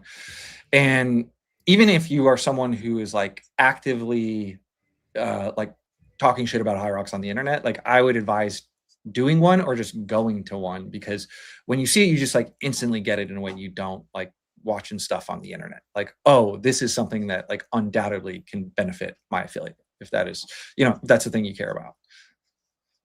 15,000 Hyrox affiliates, he said. That's wild. Yeah, and they're more than that now. So Because New York, now there's 16,000. he gave a stat on the show. I think it was like they were in North America alone. They were like affiliating like 16 a day. They plan to double. Yes. It's crazy. So they'll double their North American affiliates this year. So I don't think it's stopping. Angela says, I think a big reason why CrossFit people became haters is because Hyrox lacks some standards, and that's our opportunity, right? Exactly. CrossFit are strict, yeah. So that's our opportunity. Yep. And hey, we've all been in the gym during the open. We know that we have just as many people not moving to standard as they do. That's the part that drives me up the wall. It's like the sticking point is going to be wall balls. Like the doing wall balls to depth is not the storytelling that we need to do. Like she said, like if we're fighting chronic disease and obesity, it's like, who cares? Like they're on the couch, like they're moving, like that's a win. Like I understand if it's like at the top end of the sport, you're a competitor, you're competing for becoming the world champion. Like there should always be people bickering about that. Like that's fine. But like, is that the most important thing about CrossFit is like doing the wall ball to depth? I know there's like how like the feedback would be how you do something, how you do everything. But it's like you get them in the door, you got some time to help them squat to death. You know, like that is a gift that we can give them as CrossFit affiliates. Like go to hey, listen, and the opportunities there. I watched the Elite 15 in Sweden, and all 15 of their men squat atrociously. So if you're a CrossFit gym owner, you should be walking around there with cards and being like, hey, I can help you squat. I can help you squat. Learn how to be Rickard, wall baller. Escapist. Sorry, I did there's a lag there. Go ahead. No, you go ahead. You go ahead, Rickard. Yeah, Rickard, Escapist CrossFit. I think he's been on the show with you guys. He's like he's a great two-brain. He's the best. He's the Michael Jordan of two-brain mentoring. He has the best referral, like the best retention by a pretty by a decent margin. He affiliated as a Hyrox. He does no group training. He only does it as personal training. So if you want to train Hyrox at his gym, you got to do personal training. And so like that's same thing. Like CrossFit doesn't have to be done in a group. Hyrox doesn't have to be done in a group either. So, wow. You know, you can probably be the person who just teaches Hyrox. Like if it bothers you so much, just become the specialist who teaches Hyrox people how to do wall balls really well and efficiently. And to your point, Sivan, it's like in CrossFit, like there are people who made massive careers and a lot of money just talking about running, talking about swimming, talking about Olympic lifting, talking about kipping pull-ups. Like there was a corner of that for every single movement and specialty, and people went on to make millions of dollars just doing that. Yes. And hey, and they're gonna want something else eventually too. Of course. Like I just don't get it. Like it just seems like such a no-brainer. I saw recently someone was asking, I think it was on the Chris Williamson podcast. I saw it on Twitter. It was a write-up on what Mark Andreessen was saying about Elon. And he said that they're like, how does Elon run all of these companies? And he said he has like 6 companies, right? So he meets with them one day, each company 1 day a week. And he asks them, what's the biggest problem that needs to be solved? and they tell him, and then they solve the problem. And he does that with all 6 companies, 52 weeks a year. And they said it's absolutely incredible. And I saw this clip on your channel. Here we go. Jamie is the largest Orange Theory franchisee. He went from 0 to 140 locations in 6 years, and he has sold twice. That bucket of Orange Theory locations has gone through 2 sales for what he said is life-changing money. Combined sales of 150 million is what he said later in this podcast that I found. He is now hopping on a new fitness trend. I found this clip of him explaining his daily routine. Oh my God, this guy's a bullshit. Let me just be very clear. We are still a complete shit show. Every day I wake up and we're a shit show, but our shit show is getting better every day. I am successful because of my paranoia of failure. And so I just go through my list all morning of what we're failing at and try to solve it and go from His name is Thoughts on that? I see what Elon was doing and what this guy is saying as cousins, like being acutely aware of your failures and addressing them. So yeah, Jamie, I actually did a podcast with Jamie myself and have gone on to like know him a little better. He's a bull shark. Like he does, like if you work for Jamie, you're going to get stuff done. Right. And it seems like CEOs tend to fall in 2 buckets, right? There's the guy who you send him a message at 11:30 p.m. on a Tuesday, you're going to get a response 30 seconds later. Or there's you send him a message at 11:30 p.m. on a Tuesday, you're going to get a response like 5 to 6 weeks later. Yeah. And Jamie is very much the former. He's one of those guys where it's instant response time all the time. And he's just like focused on the issues at hand. And so like there's a reason he built up 150 locations. There's a reason he sold it twice. There's a reason why Sweat House, I don't know what they're up to recently, but he started his own franchise in the wellness space, and I think they're over 100 locations. Like the guy just like attacks his problems. He doesn't send emails. I'm out of the office for 2 weeks. He does everything's text. So after I did the podcast with him, he gave me his cell phone number, and like you text him, you get an immediate response. And he doesn't know me from Adam. Like, he was just a guy we chatted with. And he's one of those guys who's going to tell you what you think. Like we did the podcast twice. He got on our podcast and we were just like getting started. And I think he, was just doing it because we made some nice videos out of him.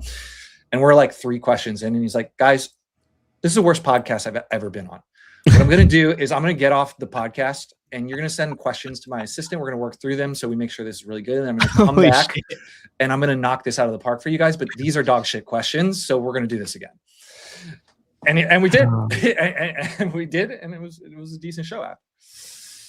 Wow, he just took charge of it, huh? Dude, sales is about controlling the room. Like he came in and just flopped it on the table, walked out, and I was like, if you have that video, if you have that recording, you should post that. That's amazing. Yeah, that'd be it. I think you have it. We should have it. But yeah, it was wild. Wow, that's awesome. Before I forget, that guy Connor in Ottawa, what did you say about his fitness league? Should I have that guy on? That as soon as you said that, I was like, oh, I should have this guy on and hear about his fitness league. Yeah, so he started doing Hyrox sims and then it like kind of ran out of space in the gym, saw the opportunity. Then he started partnering with other gyms. So it's like, Matt, you get 10 teams together. I'll get 10 teams together. We'll do it at one of our gyms. We'll split the money. And it's just like a cool way for CrossFitters to do Hyrox and Hyrox people to do CrossFit, just like a wellness thing that builds community. And then that blew up. And then he rented like a field and then half a sports complex, then a full sports complex. And now he's doing like arenas. And he told me like the last one he did was like, he made like $100,000 in revenue in one day, I believe. Yeah, I got to have it on. Does he still own a CrossFit gym? I believe so. But like this thing is like it's taken off, and he's one of the guys I'll text, like he's always on to the next thing, right? Like he's always early on these trends. Like he was very early to Hyrox, and he's definitely like someone who's sniffing around like what's going on with ethics. So I don't know what the general opinion of the community is about that, but he's definitely someone who's thinking about that. So that's definitely where he thinks the puck is moving. I don't think that, you have an insane pulse on the community. When I was going through your Instagram, every clip I learned something that I didn't know before. It's kind of crazy how much you know, like affects, like that's like so far out on the periphery of my psychology of like anything I look at.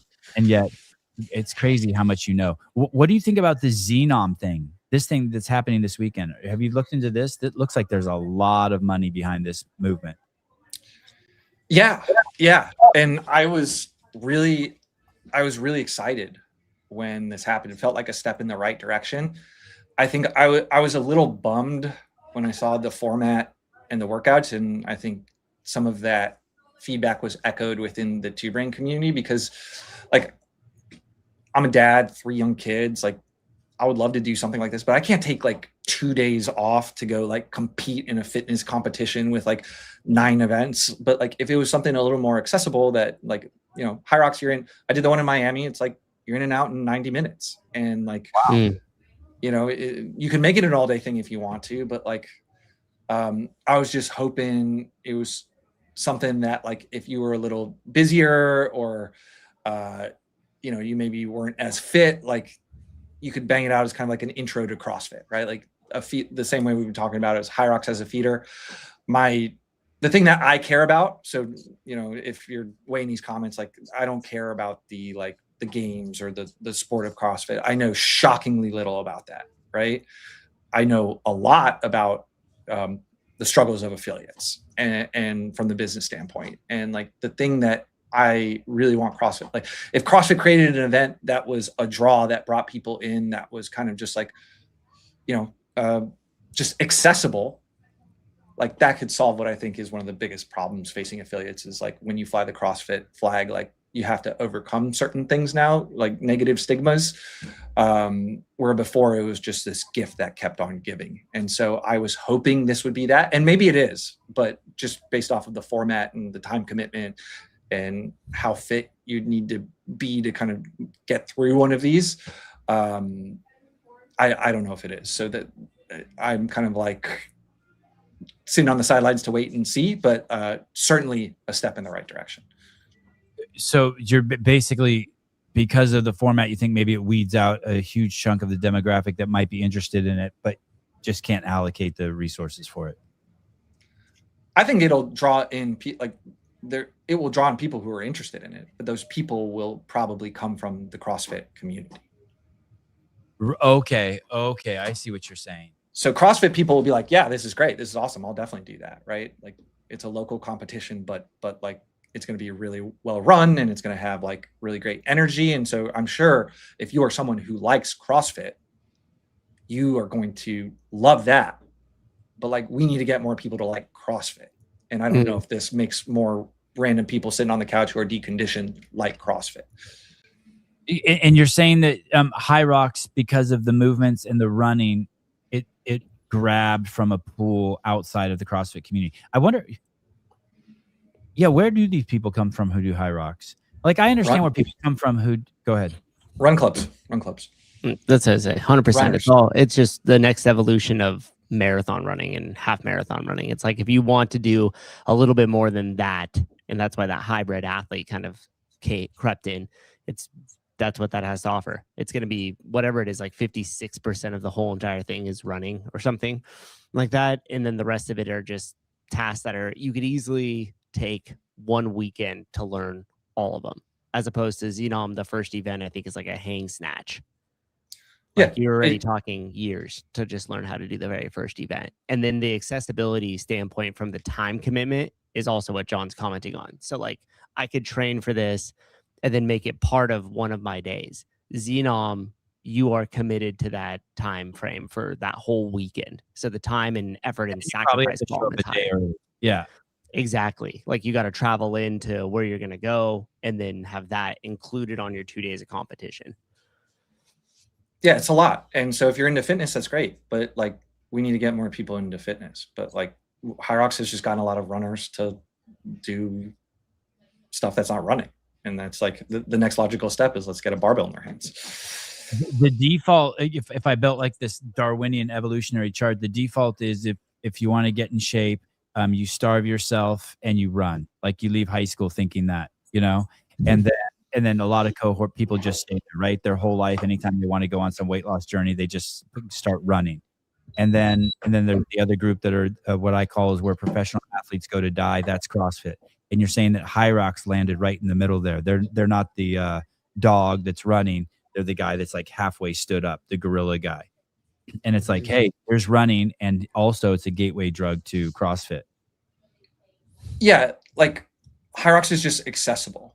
So Yeah. I did one, and I could and then I immediately signed up for another one. And you can do it in like a partner format. And so when I look at the format and the movements and whatever, it's like that opened up a huge network of my friends who are fit, but like don't maybe know how to do barbell work or anything like that. And so like I can invite my brother-in-law who's never done CrossFit, or my neighbor down the street who likes running and maybe does a couple boot camp classes, and like in 4 or 5 weeks they can do a Hyrox race, where like, so there's like a natural element of like, this is how we draw more people in, like, you know, it's kind of it just grows upon itself, because like Matt does one, he does a partner one next, brings somebody else in, that person has a great time, brings another person in, and it just kind of like, that's how the thing expands.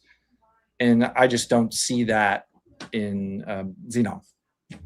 Yeah, if I were to do Hyrox, I'd be scared to death, and I would definitely do like whatever the lightest partner version is, which is also an easier entry. That's what I did, and it was awesome. I had a great time, and what was cool is like one of the key differentiations I saw, and again, I'm not like I know shockingly little about the games, even though I've been to a lot of them. But like, if you are a CrossFitter competing, right, and you're just like a regular dude like me, you have the open in gym, and then maybe some kind of like a mixed bag of local competitions, varying degrees of well run. Right? Like everyone's been to that competition that was like, you're going to be there for an hour, but you were there for 6 hours because the person had no clue how to host something. Right? Where the games are like, they're selling out arenas and there's people screaming at you and you're having a great time, and you feel like an athlete in the Coliseum. So the experience of like the best CrossFit athlete and like a normal CrossFit athlete is so different. Where like in Hyrox, like I was like a very average Hyrox athlete, but my experience was not very different than that of the best Hyrox athlete in the world. Like we competed on the same course in the same arena with the same fans, people screaming at you. So you just have that, like if you ever competed in anything in a high level, played college sports, whatever, like it gives you that kind of like game day rush that that like a lot of us ex-athletes like crave. Like it's just like a dopamine hit that you don't get very often in regular life. When I had Keith Bartlow on, one of the founders of Xenon, he said that was one of their goals, was to make it an experience. Like, hey, we want this to be a great experience for the participants. And at $500 a pop and 1,000 people, I hope they accomplish that. I want them to win. So I want to be clear that I want that to succeed. And I don't know if the goal was to create something that brings people into CrossFit affiliates. Like, so that may not be it at all, but that's the lens through which I'm grading it on, because that's the thing that like I care about. That's the thing that my community needs. Is Two Brain still taking on clients? Do you guys have room for more clients? Yeah. Okay. If you would, and how do people do that? How do people start that process? You go to twobrainbusiness.com. There's a big button that says book a call, and then we'll take care of you from there. I know you did the audit with Chris, so the shout out that we had the button in place, but I appreciate that. Yeah, just twobrainbusiness.com, click the book a call button, and we'll talk you through it. And any major changes that you'll be making? Will you guys still be doing the State of the Industry report with you at the helm? You bet. You bet. Our partners with that, like Waterfy, Kilo, fantastic partners, and we hope we can bring in a couple new partners this year as well to make it, to just keep it fresh. You know what I mean? But I have it right here. It's the most important piece of media we make every single year, and I am committed to making good media. And piggybacking on what Matt said earlier, that about making sure that CrossFit needs to take the mantle for authority and trust, that right there is another component of why you guys have so much authority and trust, because you guys took that on and do that for free. So that's pretty cool too. Not pretty cool. That's awesome. I've always been honored. And by the way, you're always welcome back on the show to introduce that. That's like, I always tell Matt after those shows, I go, I cannot believe we get the honor of launching that every year.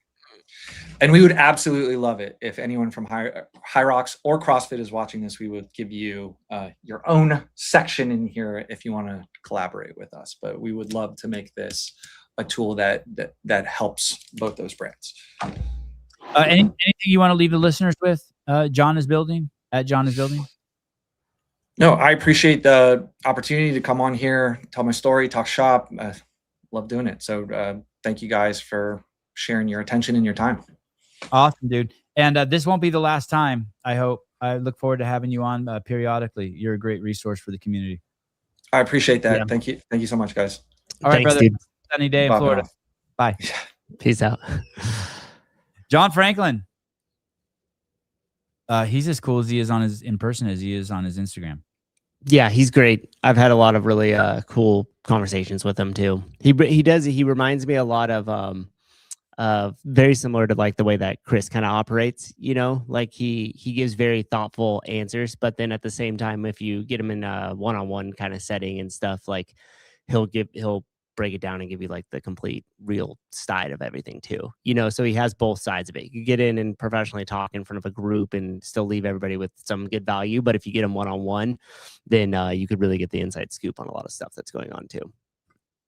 When I see Riley Martin on Instagram, he's like going 100 miles an hour, and then when I have him on, he's going 30 miles an hour. So I have a bit of this disconnect. But with John Franklin, like you see him he's this exact same energy as on Instagram.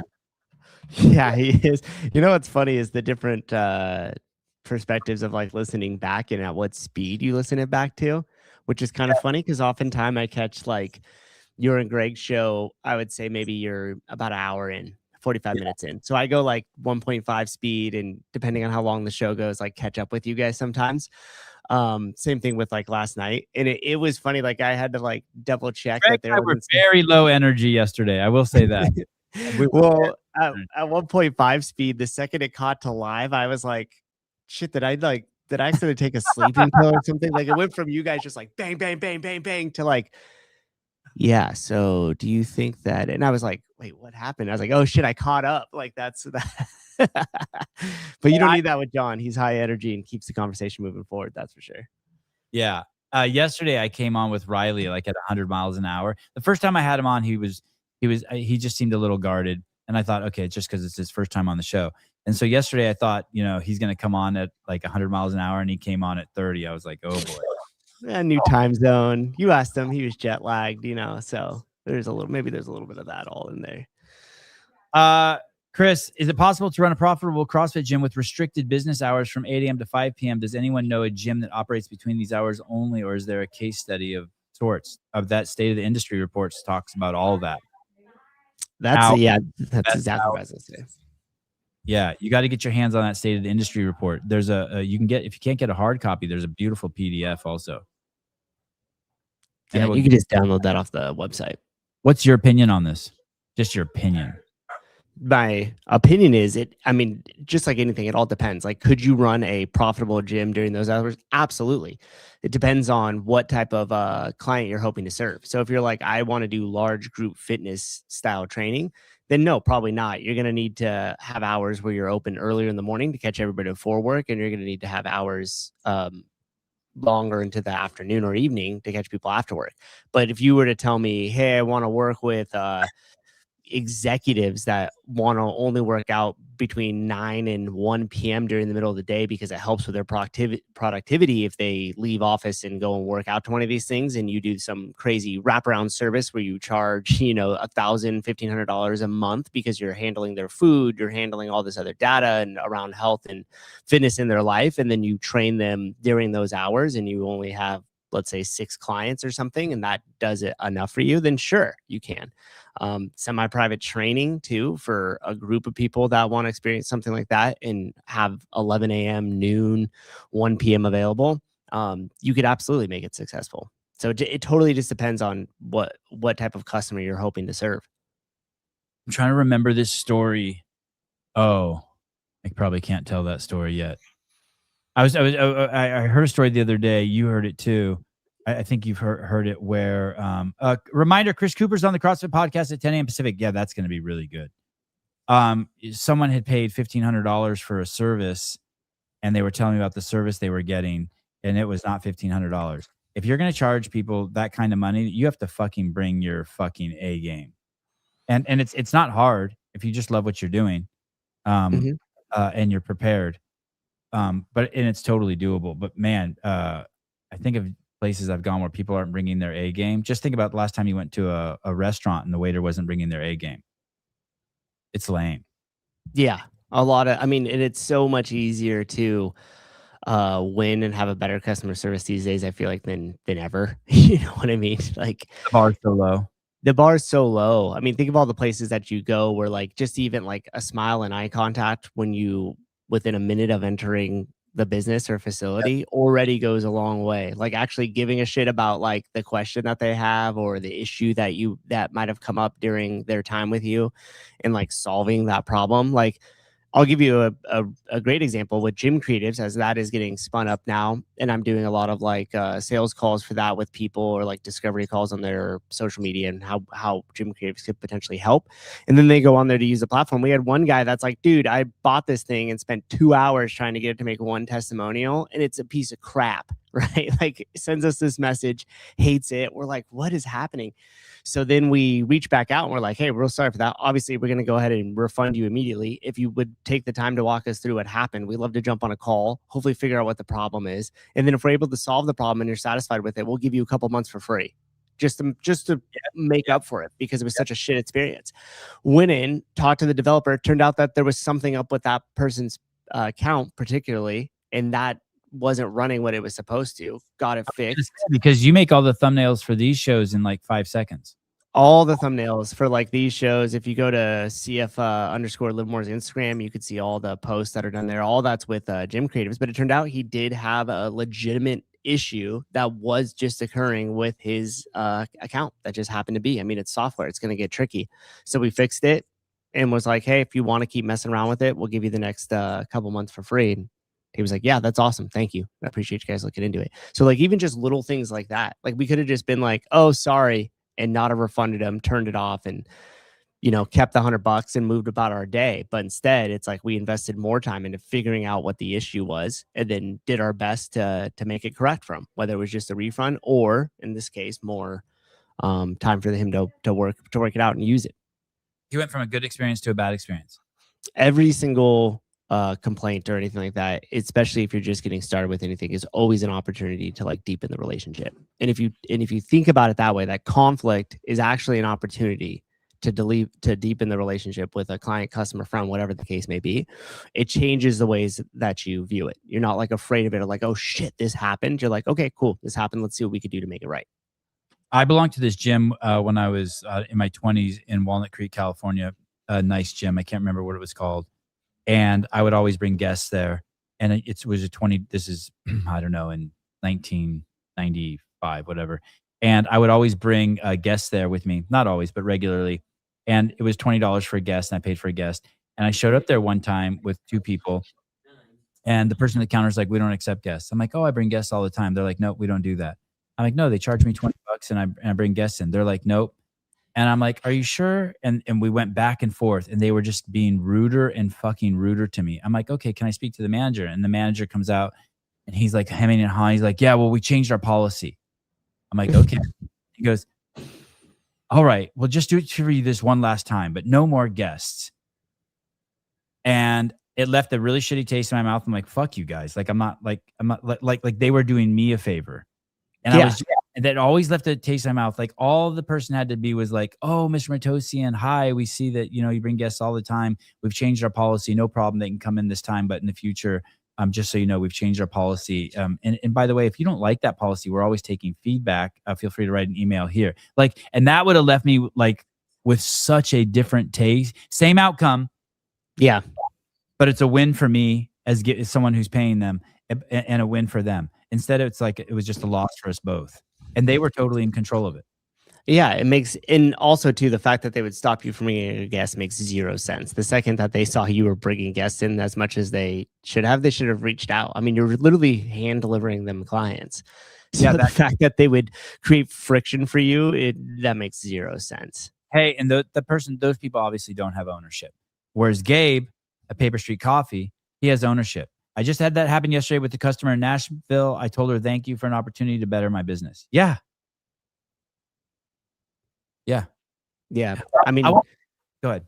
I was just saying, I think about it all the time, especially with business, but just in life in general. It's like, when something happens, there's some sort of conflict or dispute or whatever the case may be, the question you have to ask yourself is like, okay, is winning this argument going to make it worth creating an enemy?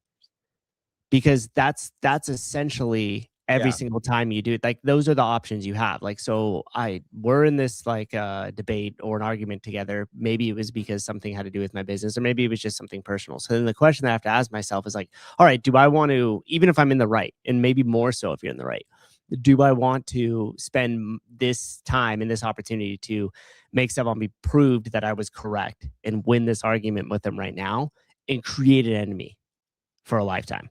Just like that business did with you. Yeah. Sure, they won the argument. They did what they were going to do. They upheld the policy. They were right. They changed it, whatever the case may be. But now you're like, I'm done with this place. Yep. So it's the same exact situation you get held up with every single time you have those conflicts occur. The question is this going to be beneficial to win this argument, potentially create a lifetime enemy? Or could I just be like, okay, you know what? Yeah, you're right. Like when it happened at the restaurant or different things like that, people would have this tiny little piece of steak left, this big 14 ounce. And they're like, how does this look cooked to you? So it's already passive aggressive and like you're already being a douche, right? Like, how does this look cooked for you? Yeah. And so assuming I remembered the way the steak would be cooked, I'd be like, sir, not like medium rare at all. You know what? I apologize. I'm surprised you got through that much of the steak. Maybe you throw in a little raz in there with some sarcasm, but like, you're like, you're right. That's wrong. So what do you want us to do here with this? Do you want me to take this off? And you kind of go above and beyond and just ignore maybe some of the other negative stuff that's there just to handle the problem. And next thing you know, you got to win, right? They're like, oh yeah, no, you're right. I'm like, it's not that big of a deal. Let's just do this or do that or whatever the case may be to get the problem fixed. I went to one of my favorite restaurants the other day with Greg, and he ordered a chicken quesadilla, and it comes out and it was just cheese. There was no chicken in it. And the lady comes back and he goes, hey, I ordered a chicken quesadilla. And she looks at him and she goes, oh, so you want the chicken? And I'm like so bummed because it's like one of my favorite restaurants and one of my favorite waitresses too. And he goes, yes, I do want the chicken. And she's like, okay, fine. I'll make you a piece of chicken and I'll bring it out. And I'm like, fuck. And then 5 minutes later, she came out with a brand new chicken quesadilla with the chicken in the quesadilla and left the old quesadilla. And I was like, thank God. And it was in it so much better. No, not cilantros, not cilindrios. No. So that's like how I would spell it, Rambler. A different one. Okay. I want to ask you a question before we get off the air here, Souza, because I saw this on John Franklin's Instagram.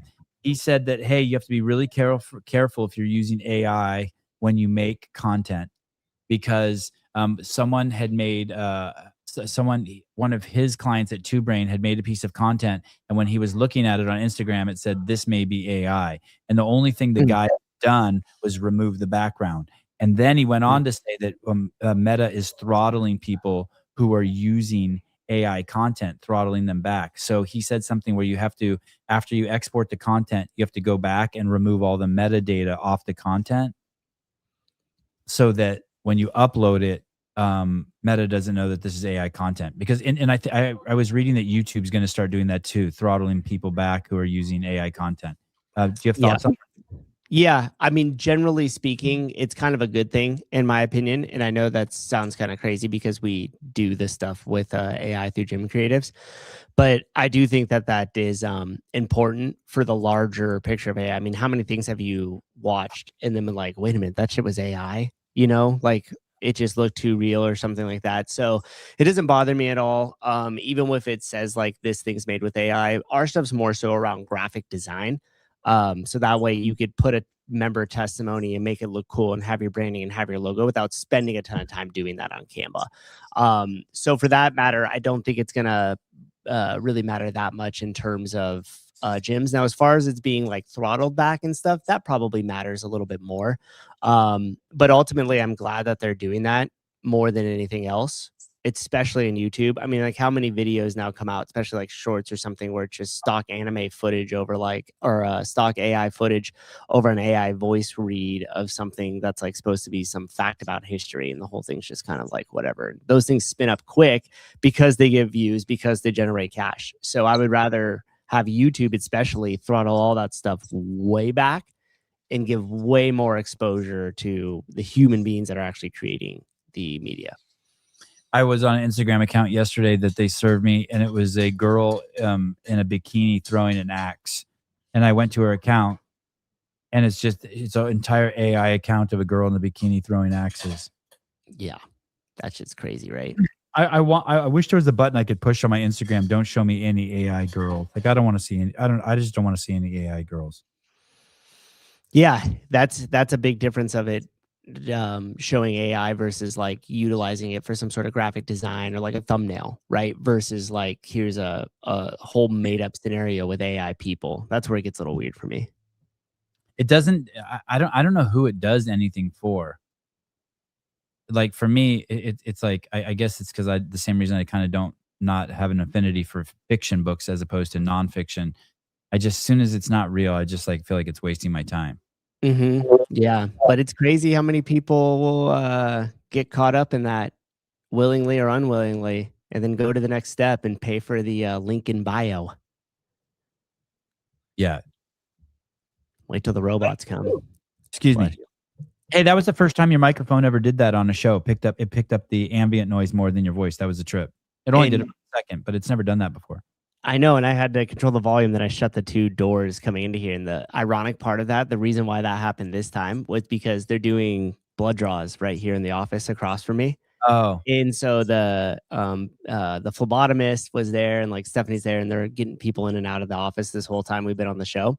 And I was like, oh, don't worry about it, guys. This mic is directional. It doesn't really pick it up. Even if the music's real loud and bars are dropping, it's just this ambient noise. So you guys don't have to worry about what's happening in front of me here, which was true. But then the music got cranked up way louder than it normally is this morning. And all of a sudden you could hear it way clearer. And I was like, of course, the one time I say that, that happens.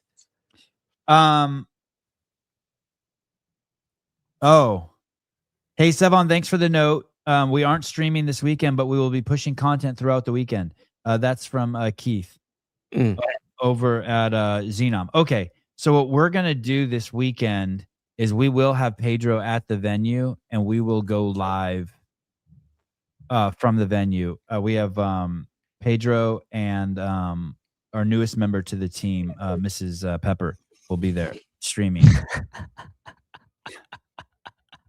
So we've emailed all the correct sources. Don't worry, guys, we're good. Terrible Tessa. Another story, funny story, Sevon. Another funny story, fun story. My husband, Hubs, who hates the word cuck, we're doing yard work yesterday and my neighbors are moving. So I say, oh, looky, two men and a cuck. Okay. Yeah, very fun. That is pretty funny. All right. 2 days in a row, the homeschooled YouTube station had record-breaking numbers. That was awesome. Yeah. The ice bath one was huge. Yeah, I hope they awesome. Did you send that over to the Plunge Chill guys? Yeah. Oh, good. And it's still growing. Yeah, that's great. So I hope that they are happy with it. Next up, sauna sponsor. Yeah, I wonder if they do saunas. Because the ice bath without a sauna is my kids like the ice bath, but I need a sauna first. All right. You think Two Brains in good hands with John Franklin? I do. Yeah. Especially, I mean, I didn't have the full scoop on the history of the two of them, but especially with John working so closely with Chris over the last, 9 years or so. Yeah, I think it's good. And Chris is obviously still around, right? It's not like he just like fled country. So I'm sure that he's still getting advice and feedback, and there's certain level of involvement with Chris at some of the higher level decision making that'll be around for a while. Savon cuts the video before you see his full body. Yeah, you're never gonna see fucking SpongeBob. Close your eyes and just think of a hairy SpongeBob with a muffin top. That's funny. Because I've opened up an algo of these kids that train their ass off and get like 10,000 plus views. It's nuts. Yeah, I got a lot of different family channels that just do weird shit. Like this one family that lives on a sailboat. This other one that like lives like I started getting served all this stuff watching all the boys and stuff. Yeah, it's like, all right, well, I've seen a few with the kids living on boats and families living on boats now pop up into the into the algo. All right, guys. Thank you. Tomorrow, Spencer. Oh, tomorrow, Spencer Panchik. Sorry about the confusion today. Yeah, we'll make sure it's all sorted on our end. All right, everyone. Thanks for watching. John Franklin, go follow him. And then don't forget to check out, especially if you're an affiliate owner, Chris Cooper on the CrossFit podcast today. And then don't forget to watch Clydesdale with Corey Leonard. Talk to you guys later. Bye-bye. I'm ready, and we'll be back with the starting lineup for tonight's game between DePaul and Wisconsin in just a moment. Oh, I'm so frustrated trying to think of something to post on my gym social media account. Wait, you're not seriously posting your own content that you make yourself through Canva, are you? Yeah, I am. Is there another way? Oh, you gotta check out Gym Creatives. Visit gymcreatives.com. Gymcreatives.com? Yeah, Gym Creatives. They handle Instagram posts, they handle YouTube thumbnails, reviews, testimonials, and now they've even got auto posting. Auto posting? What's that? That's right, auto posting. They'll send 36 creatives direct into your inbox, but it's gonna have your gym, your members, your messaging, your logo, all just prepared for you, ready to go. That's 9 per week. Exactly, 9 per week. And all I have to do to get this is visit gymcreatives.com. Yeah, gymcreatives.com. Visit today. Gym Creatives.